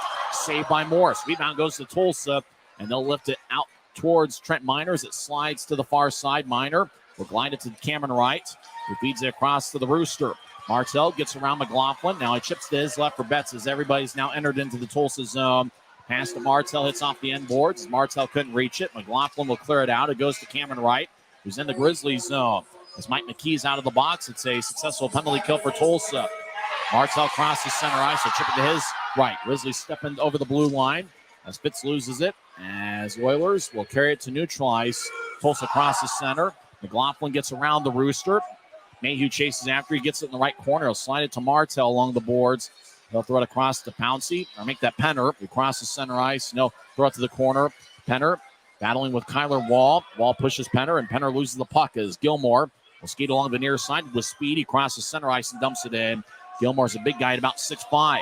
Gilmore hits the side of the net. Now he's to the far side, being shadowed by Pouncey. Gilmore now gets pushed by Martin as it slides towards the far side, and Penner gets it. He'll get to Messner. Back to Pouncey, over to Penner. He steps over the line, centers to Messner. He'll take a shot. It's blocked by Kyler Wall. Wall's usually a brick wall blocking shots, and a big guy. One of Tulsa's biggest defensemen is Chris Perna, gains center ice and dumps it in. Miner throws to the far side for Tho. As Aaron Tho, still back in his own zone, will chip it to center ice off the boards. As Mike McKee gathers it, he'll dump it back in. 5:10 and counting left in the third. We're still tied at 3. As next goal could win this one. As over to the left side, Tulsa will fire it off the boards near the right corner. As Bean, right side shot, goes over Trent Miner's glove and hits off the glass. Penner chips out to center ice for Pouncey, who's got an A on his sweater. He'll cross center and dump it in. Pouncey, Dylan Fitz, and James Shearer are the 3 alternate captains. Connor McDonald usually wears the C, and he's out tonight. As Oilers regain the line left side. As Bertuzzi throws it up top, but it goes to center ice. Tulsa will reset. As the Oilers at center ice, Cameron Shaprika drives it around the boards. It's cut off by Miner. We'll get to Mayhew behind the net. We'll chip it to the far side. It goes to Taryn Pfizer, who has 1 goal tonight. Pfizer crosses center ice. He'll dump it in. Morris plays it behind his net. He'll throw it to the near side for Boudrea. And puck's taken away by Pfizer, who skates towards the near side. Pfizer towards the point, chips it back to the corner that he vacated. As Ritchie over to Cutler. Back towards Ritchie, who couldn't reach it. As Dante Sheriff will clear it out to center. Glanced off the stick of Luke Martin. Will chase back and get it in the Grizzlies zone. They'll throw it to Mayhew at the Utah blue line. Across to Cutler on the left. He'll cross center and dump it in. As Perna will tap it off of his stick. Martin glides behind the net for Ritchie.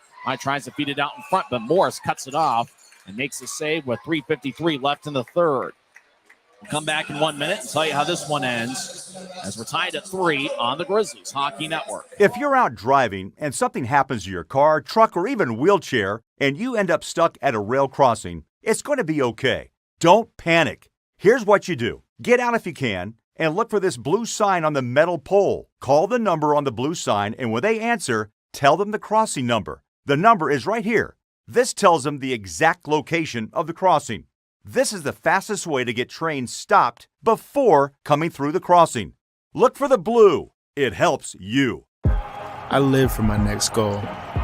Whether it's another pick six or another step forward in life, I wouldn't be who I am without the drive to reach it. And I wouldn't be where I am without my team. Everyone on and off the field who supports me and believes in my dreams as much as I do. Whatever your goals are, surround yourself with people who are going to help you reach toward them. Like my friends at America First, and see where life takes you. We're tied at 3, 3:53 left in the third. Guy, what do you think is going to make the difference tonight? Well, Tyson, all season long, it's been those depth players for the Grizzlies getting goals when goals are needed. I look at a guy at Cameron Wright, leads the ECHL with 8 game-winning goals. I don't think he's done here yet tonight. Already has a goal in this game. I think he gets his ninth game winner of the season in a critical moment here for the Grizzlies. Draws on the far side. Kyle Betts will take it. It's a huge game for the Grizzlies as Wichita won 3-1 tonight. As Tulsa wins the draw. Jackson Leaf, number 19, cross the center ice. He won a Kelly Cup 2 years ago with Fort Wayne. He'll drop it off for Ethan Stewart. Left wing shot goes wide. The puck glides along the board, near boards as Bean throws it back as Tulsa in the zone. Exited the zone, delayed offside as Tulsa touches up. As Bean tried to keep it in, but didn't. 3:38 left in the third. And I got to say, you got to credit the Oilers' effort here tonight. They got nothing to play for but pride and to try to spoil the Grizzlies' party. And I'm sure Rob Murray and his crew would like to do that, considering that Utah defeated Tulsa 7 games in the first-round series last year. Yeah, Tyson, I mean, the Oilers really came out here, a lot of passion, a lot of grit, and I think it starts with Riley Morris. I think he's had a solid game in net for Tulsa. Draw won by the Grizzlies. Wright gets spun around as Wright's stick goes flying towards the Grizzlies bench. No call as Cameron Wright wanted one. This puck goes back to James Shear in the slot of the Grizzlies' zone. Martin with a left wing pass to Martell. Steps over the line. Martell to the left side. Gets around Kyler Ball. Take a shot. Saved by Morris. When Martell's got a goal in 8 straight. He thought it was 9 straight. Boy, he made a really nice move there. And the only guy who had to get the puck past was Riley Morris. And Morris made the stop. What a nifty little D from Jordan Martell. I mean, you talk about Kyle Mayhew being very slippery, but so is Jordan Martell. I mean, he kind of just throws that shoulder fake and just kind of dekes by and beat everybody except for Riley Morris. We're still tied at 3. Martell's one of those guys that can create his own shot from anywhere on the ice. Cuts to take the draw. He's out there with Martell and Wright. Up top is Shearer and Luke Martin. Taking the draw for Tulsa is Tristan Crozier. Draw won by the Grizzlies as Betts around the net. And as he's held up by Perna. Wright throws it up top for Shearer along the boards on the near side. He'll chip it around Cameron Wright. As Luke Martin to the right side skates towards the corner to get it. He throws it to the goal line. And it's cut off by Tulsa. It goes to the right point. Martell to Wright. Using the corner. Gets poked away by Perna. Perna couldn't clear it out. Wright gets it. He'll look to start the Betts, but the pass went over his stick. As Shearer over towards Wright. Less than 3 minutes left in regulation. We're tied at 3. Betts over towards Martell. As he gets around Perna, starting pass, shot and score! Cameron Wright! Cameron Wright with 2:45 left has given the Grizzlies a 4-3 lead.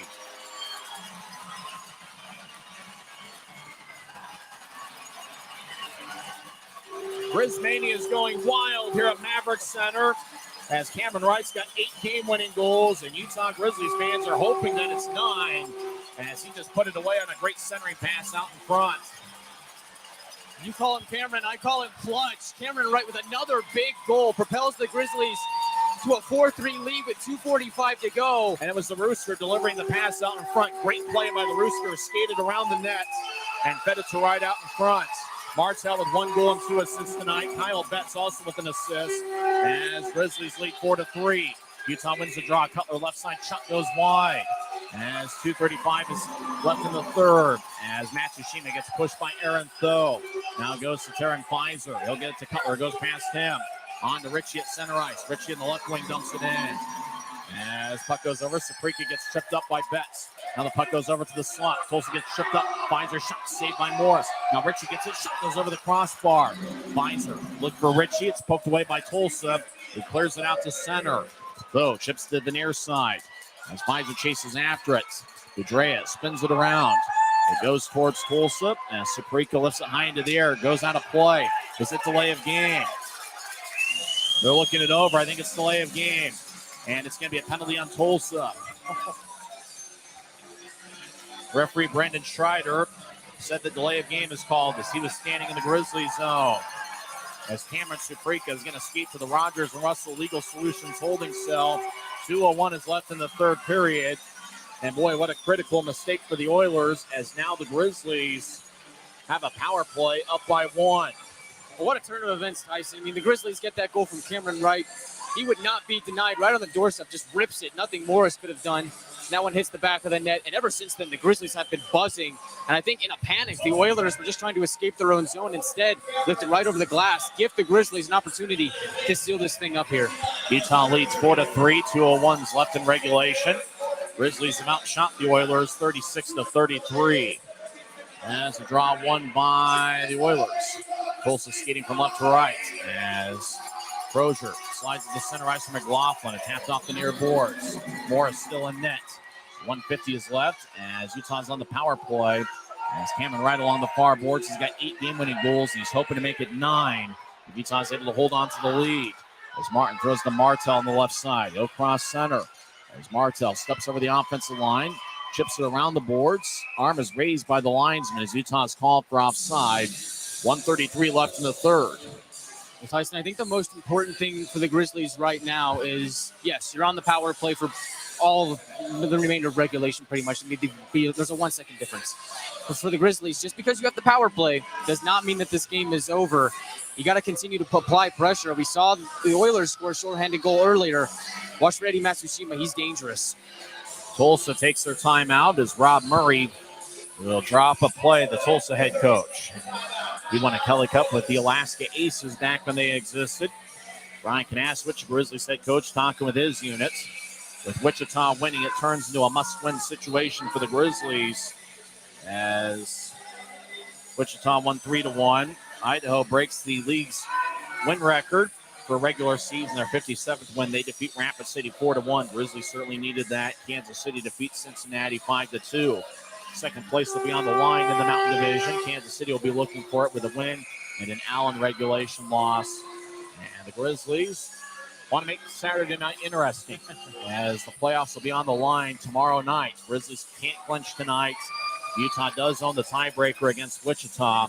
Wichita tomorrow is at Allen as they shift the scene. Tonight was at Wichita. Tomorrow will be at Allen. Grizzlies will be here taking on the Tulsa Oilers for Fan Appreciation Night at 7:10. And as the draw won by the Oilers, Morris still in there. As McKee drives it in. Morris skates off the ice. Utah's net is empty. Dante Sheriff at center ice. He'll skate back towards the Oilers zone. Now to Bean. They're skating 5-on-5 with Tulsa's net empty. 1:15 left in the third as the Oilers cross center ice. Boudreau fake stumping it in. Now he skates towards the left circle. Take a shot. He glanced off a Miner's glove as the Oilers towards the near side. Chip it up top for Bean. Bean with the right point. Shot got redirected and goes wide. As Sheriff will throw it up top for McLaughlin. Now Bean gets a Boudreau. Will skate towards the corner. As Boudreau around the net. He'll throw it to McLaughlin. He's in the far corner. McLaughlin chips it across to Sheriff. Sheriff on the right side will bounce it off to Cutler. It goes to Cutler, retreats after. He throws to the center ice. It's picked off by Tulsa. Boudreau over to Bean. Now Matsushima. 38 seconds left as Matsushima chips over to his right for Sheriff. Sheriff over to McLaughlin. He gets it back to Sheriff on the right side. Sheriff falls down in the corner. Taking it's Kyle Mayhew. He tried to clear it out. It stays in with Perna. Now Sheriff back to his feet on the right side. 24 seconds left. Cutler throws it past Perna. Now it goes to McLaughlin. Perna, puck clears the zone. Tulsa chasing after it. Is it going to be icing? Yes, it is. 13.9 seconds left in the third. Utah leads 4-3 as Cameron Wright scored the game, what they hope is a game-winning goal, 17-15 into the third, with Martell and Betts getting the assist. I'm sure we've got a lot of nervous listeners from Rapid City, as if the Grizzlies win this game and pull this off, in the next 13 seconds, Rapid City Rush will be eliminated from playoff contention. For the Grizzlies, what a way, found a way to rally late in the third period by who else? Cameron Wright leads the league in game-winning goals. Critical draw here for the Grizzlies. Draws in the near circle, 13.9 seconds left. Draw won by the Grizzlies. Cutler will tap it off the near boards. Cutler gets it as he's towards the left side. He'll get the Pfizer. Pfizer fires the empty net, and he scores! This baby's in the refrigerator as Taryn Pfizer gets his second of the game, and Utah's taking a 5-3 lead. Pfizer high fives everybody on the Grizzlies bench as he gets his 27th of the year. What a victory for the Grizzlies tonight. This was a team effort, and Tulsa gave them a run for their money. But Cameron Wright with a game winner there, and Brandon Cutler kind of drove it towards Pfizer and just skated down the middle on the empty net. Taryn Pfizer's about as fired up as I've ever seen him, as it's 5-3 Grizzlies.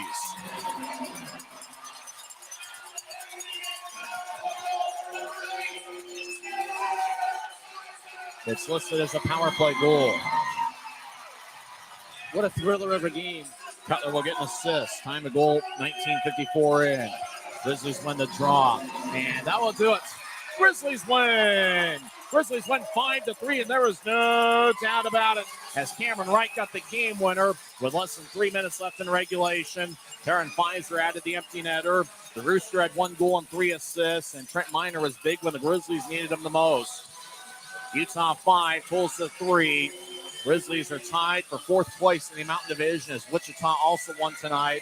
Grizzlies and Thunder each have 72 standings points. Tomorrow will be fan appreciation night, and a playoff spot will be on the line.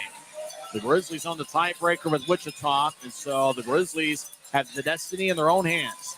Win tomorrow, and the Grizzlies will be in the playoffs. This was a gut check tonight, and the Grizzlies came up big. Oh boy, then we got to take a deep breath and really just exhale, because I got to give credit to the Oilers. They did give the Grizzlies a hard time in this game, really stuck through it until the end, but the Grizzlies were the better team, and they prevailed.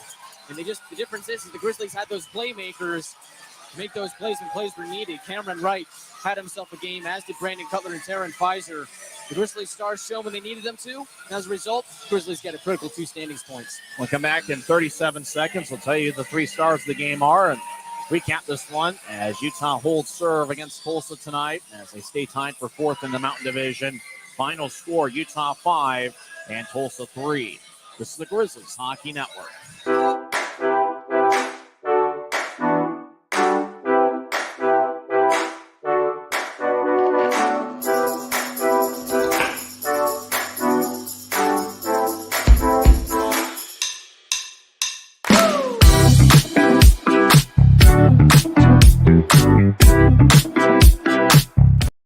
Final score, Utah 5, Tulsa 3, as we were tied at 3 late in regulation. The Rooster, Jordan Martell, who already had 2 assists, centered one out in front to Cameron Wright, who put it away 17-15 in. Martell ended the night with 3 assists. Kyle Betts also with 2 assists tonight as he assisted on the Cameron Wright goal. And for Cameron Wright, that's his 9th game-winning goal this season. Wright was outstanding here tonight. The 3rd star is Blake McLaughlin, who scored 2 goals for the Oilers. He is the 3rd star of the game.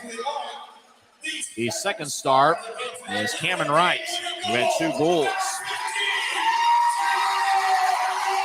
Absolutely don't care that he was a -2 this evening, as Wright's going to toss a T-shirt into section 125. It was a lefty toss.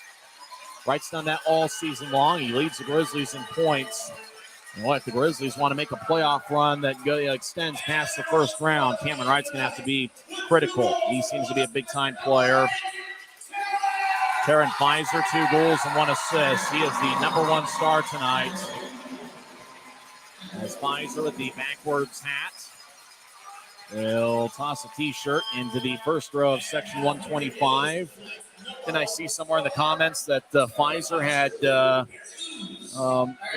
had some family in attendance. Yeah, it looks like Grandma Pfizer was here in attendance, making the trip from Alberta, cheering on Taryn, and looks like it's also her birthday. Nice. Now that's a birthday gift. That is whatever Taryn Pfizer gave her, whatever gift, that's the gift right there. 2 goals, 1 assist. The Grizzlies win, number 1 star.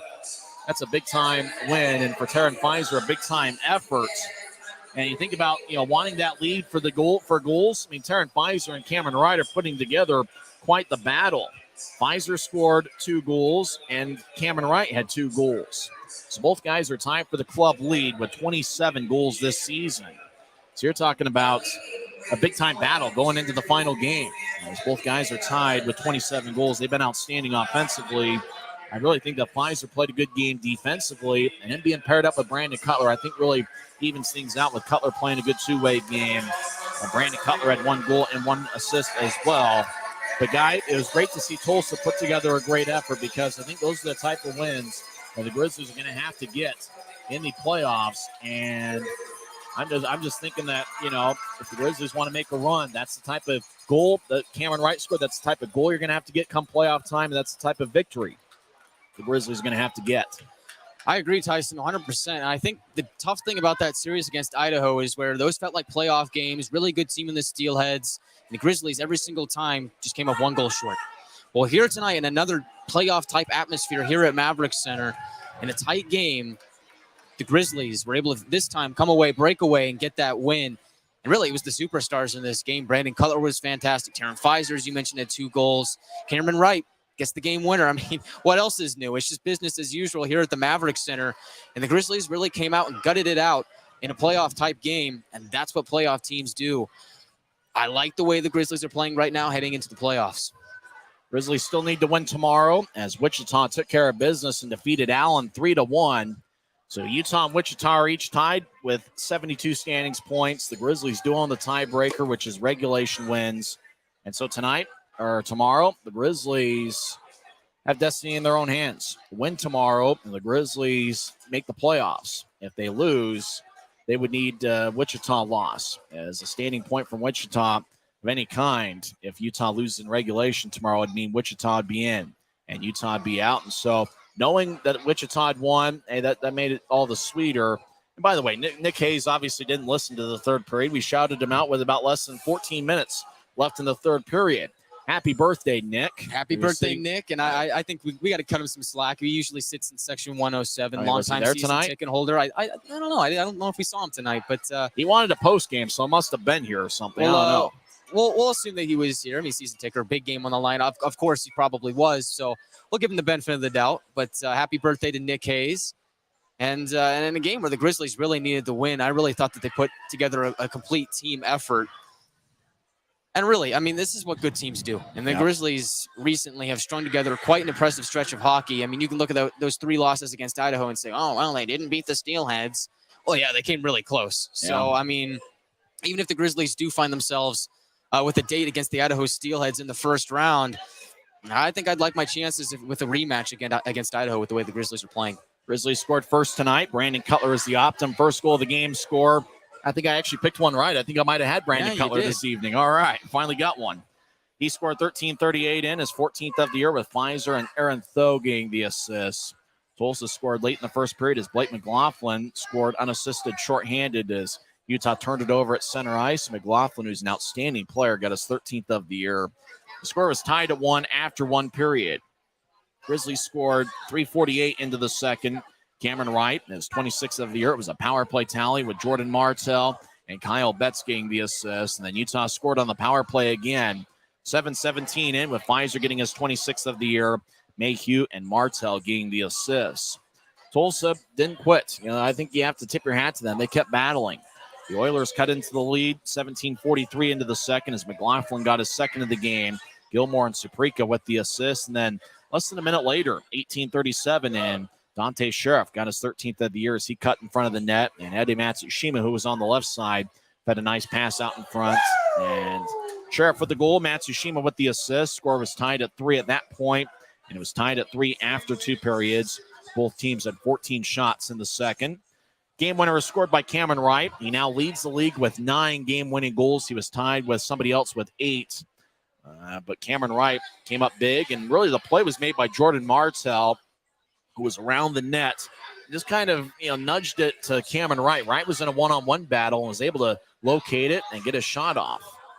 Wright's done that all season long, and really what makes him such a great player is his willingness to get in those areas.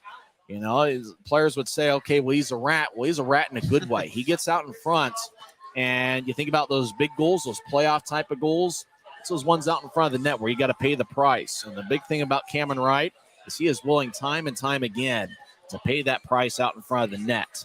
That's what's made him such a good hockey player, and this is rookie year, and that's probably what made him such a successful college player at Bowling Green and last season at the University of Denver, where he won a national championship. Pfizer got an empty netter with 6 seconds left in regulation, with Cutler getting the assist. So it was an outstanding effort for Pfizer, who had 2 goals and 1 assist. Cameron Wright had 2 goals, including the game winner. Jordan Martell had 3 assists. Kyle Betts had 2 assists, and Brandon Cutler had 1 goal and 1 assist. And the big thing for the Grizzlies, that empty netter is considered a power play goal.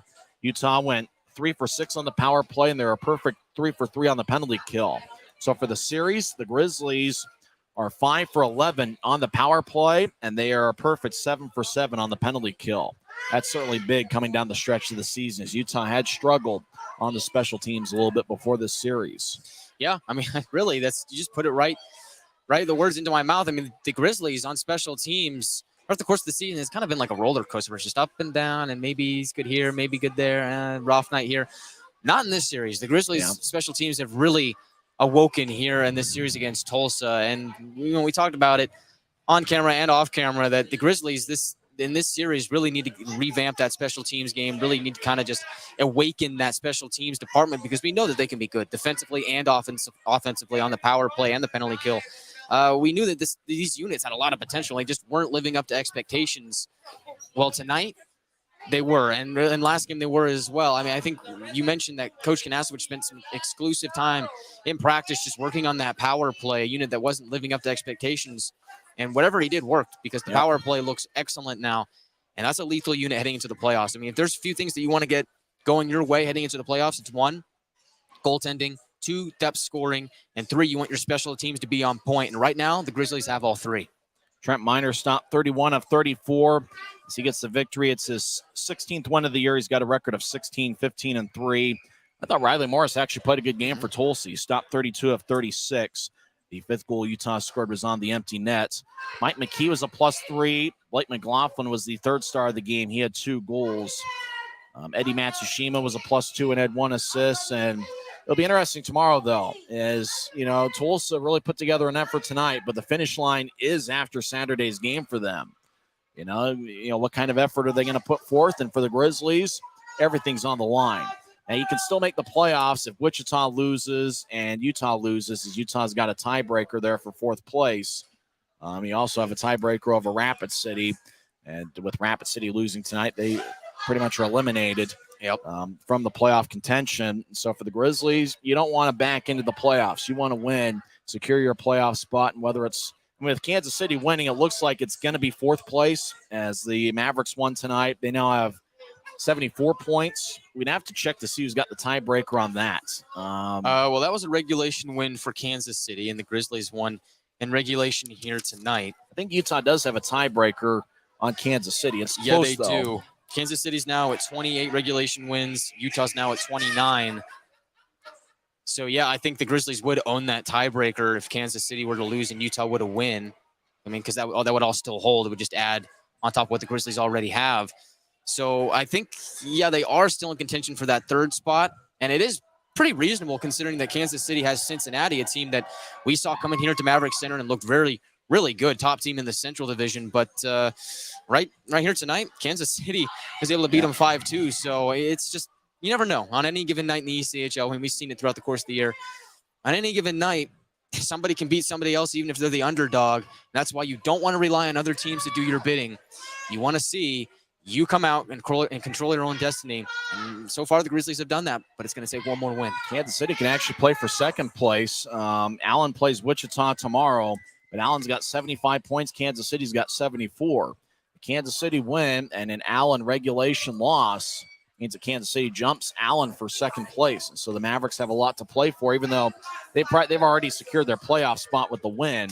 But they could take 2nd place and get home ice advantage in the 1st round against either Allen, who would be the 3 seed at that point, or the Grizzlies. I think Allen does have the tiebreaker, and they do over the Grizzlies. Allen's got 30 regulation wins, and the Grizzlies have 29. But then you probably, if Allen loses tomorrow and Utah wins, then that would, in regulation, that'd mean they're tied for 30 after tomorrow. So then you're looking at regulation and overtime wins, and Allen would have the advantage there. So Allen would have a tiebreaker over the Grizzlies in the case that Utah won and Allen lost tomorrow. But, for Utah, you're not really worried about anything except for tomorrow securing your playoff spot. And you want to do it with a victory, and you want to do it playing well. I think the good thing here are the first 2 games of this series, the Grizzlies have played good hockey. And even last week against Idaho, it was 3 losses, but the Grizzlies played well in all 3 games in Boise. They certainly had a chance in all 3 of them. So I think that what Ryan Kanasowicz has to be happy with, 1, the special teams, 2, just the general effort, winning battles along the boards. And the forward lineup, it seems like it's really coming together. I thought Mick Messner played his best game as a Grizzly. Brandon Cutler seems to be a guy that's fit for the playoffs. And when you get big goals from guys like Cameron Wright, and that certainly was a dominant forward line tonight with Wright, Martell, and Kyle Betts. Pieces are coming together, and with Luke Martin heading up the blue line, and Kyle Mayhew probably playing better than we thought he would. And I think we thought that Mayhew would come in and do a good job, but he's been outstanding. It looks like the pieces are coming together for what the Grizzlies hope for is a successful playoff run. Yeah, Tyson, and you talked about Brandon Cutler earlier. Well, he got the optimum first goal of the game. You correctly picked him. It's about 71 time. Cowboys on YouTube correctly picked him. And I got to give myself a little credit. Don't want to toot my own horn, but I think late in the third period, I did call Cameron Wright getting the game-winning goal. Yeah. So I'm just going to throw that out there. But it was a fun night here at the Maverick Center. And, you talk about the Grizzlies moving with momentum into the playoffs. I think, like I said, over the last couple of weeks, this Grizzlies team has looked really, really good. And I think what separates them from the Allen Americans, and not to discredit Allen, I think they have a fantastic team. They've done really well this season, really retooled quite well on the fly. Yeah. But I think the difference between the Grizzlies and the Americans here this season is for Allen, it's all about that core four. Yeah. You got your core four, but then who else? There's a significant drop-off in scoring after the core four. Well, for the Grizzlies, it's just you can roll out all three lines, and you're not really sure who's going to be that guy in any given night, but it seems like every night, somebody is that guy. And I think it's great that there's that unpredictability because that means that all three lines were able to score. He had some scoring threats on the Grizzlies defense. I mean, Kyle Mayhew has been great. Luke Martin has been fantastic. James Shearer every now and then is able to put one home. He did it on Wednesday night. I mean, this Grizzlies team, man, I think they got something special here. They got a lot of really good players here, and they got a lot of depth, which is going to take you far in the playoffs.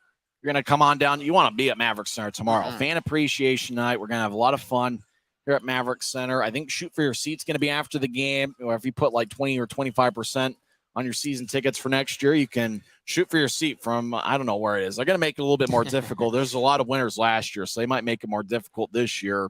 Get from either center ice or, 3/4 of the length and see if you can shoot for your seat. Get in that little hole there that's covering up the net.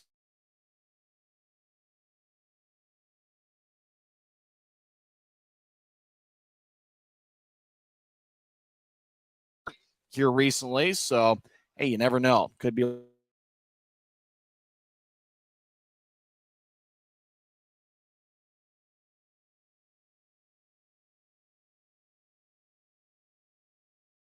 this Grizzlies going to battle for a playoff spot. Oilers in the last game of the regular season. Utah's now 4-1 against Tulsa this year. That's going to be a fun battle. If Tulsa gives the kind of effort they gave tonight, it should be a fun test. And really for the Grizzlies, make the playoffs. That's the big thing tomorrow. And you also want to see if you can play good hockey rolling in, as Utah will face either Idaho or Allen. But if in the case where Kansas City jumps ahead of Allen, who really knows? Utah can end up facing Idaho. Hard to really say whether Utah gets third or fourth based on, what happens with Kansas City. If Kansas City loses and Utah wins, I think that short-term memory loss thing. Did Utah have a tiebreaker over Kansas City? I think they do. They do. But, I mean, there's so many ifs and whats and whatnots, and there's so many things to go on. I'm not going to lose any sleep over it. I think the most important thing to know is that if the Grizzlies win tomorrow, they're in, and it's going to be an emotional night. Fan appreciation night. I mean, the building's going to be packed. We're expecting a big crowd. And for the Grizzlies, all you got to do is win a game here on home ice against the worst place Tulsa Oilers in the Mountain Division. So, big game, but they can't overlook the Oilers. They got one more before the Kelly Cup playoffs. And Grizzmania, I want to hear you guys roar. I want you here at the building. So as you said, get your tickets at UtahGrizzlies.com or call the number. They might have gone home for work, taking a break and just slept on it because we got a big game tomorrow. But it's going to be huge. And I'll leave us with one question heading into tomorrow's big game. Fans are asking, Tyson, what's in your refrigerator? You always say this baby's in the refrigerator. Well, aside from the metaphorical baby, what's in there? It's not a real baby. It's certainly not a real baby. It's some Mountain Dew and some more Mountain Dew and some horsey sauce. Some Arby's horsey sauce is in there. Got some teriyaki sauce. I need to get some salsa and put it in the refrigerator. I wish there was some other food. I wish there was a pizza in the refrigerator and some hot dogs to have after Grizzlies games. Don't have any of that. It's pretty much just beverages and horsey sauce because you never know where you're going to need it. That's true. You always got to have some horsey sauce on hand. What's the best flavor of Mountain Dew? I mean, I like the original Mountain Dew. Livewire, the orange Mountain Dew. That's a really good one. I used to like Voltage, but I don't anymore. Code Red. I really like the Code Red. I wish they had Whiteout again. That was pretty good. I like Voltage. I think Voltage is, but Livewire is good. You can't go wrong with Livewire. I like the versatility of the Mountain Dew lineup. But we sell Coke products here at the Maverick Center, so don't mind saying yay for Coke products. Coca-Cola, Diet Coke, it's all good. It's all good. I mean, soda's the soda. Yeah, right? Soda is soda. That's not true. They taste different. They do taste different, but go Coca-Cola. Yeah. Grizzlies hockey brought to you by Coca-Cola and by Maverick. Adventure's first stop. The great thing is you can go to Maverick, get your Coca-Cola products, and load up on that, and make sure you drink plenty of Coca-Cola products in the parking lot. I heard there might be a tailgate party before the game. Obviously, everybody's going to be drinking Coca-Cola products there, especially if you're under 21. Coca-Cola products for sure. And you want to make sure you get all caffeinated up and come on down to Maverick Center and be part of Grizzmania, what should be an exciting night. We had a good crowd here this evening, over 6,900. We're here at Maverick Center, back 6,954. We're here to cheer on the Grizzlies, and we were hoping for a game that lasted 2 hours and 15 minutes. Well, we got 2 hours, 32 minutes was the time of game. Guy, if we don't get out of here, we're not going to get much sleep tonight. Any final thoughts? Is a big win for the Grizzlies tomorrow, an even bigger one in store. It was a fun game here tonight, Tyson. Fun calling the second period. Thank you for that opportunity. It was a lot of fun. That was a lot of fun. And we'll sleep on it. We'll be back here tomorrow in the biggest game of the season. We knew for months that it was going to come down to that final game against the Oilers. Here we are tomorrow night, right here at the Maverick Center. Kind of feels like the movie Semi-Pro. Fourth place. We need fourth place. It could be third place. It could be. We'll take third place if it comes. Any spot in the top 4 is good with me, because that means the Grizzlies are in the playoffs. Fourth place. Yeah, fourth place, third place. As long as the Grizzlies win, they are in. It's gonna be a heck of a night. And really, for the Grizzlies, don't worry about the opponent in the first round. Don't worry about any of that, because Grizzlies are playing great hockey right now. And I think, not just saying this because I work for the Grizzlies, I think right now the Grizzlies can beat anybody. And you're not just saying that because you work for the Grizzlies. I'm not just saying that because I work for the I think they're a dangerous team. I like their depth. I think they're getting hot at the right time. And they've got great goaltending. The 3 key ingredients to cooking up playoff success. That's what they had last year. They got it again here this year. Roll Grizzlies. Grizzmania will be in full force tomorrow as Utah will battle for a playoff spot. Everybody's filing out of here. Maybe we should do the same and see if we can find some food, as Grizzmania will be here. And make sure to get your tickets for Fan Appreciation Night. If you can't make it out to Maverick Center, we got the game on Flow Sports and YouTube. Your homes for Grizzlies hockey all season long. 6:50 pregame show, 7:10 face-off. For Guy Chiarenza, I'm Tyson Whiting, and it is what it is.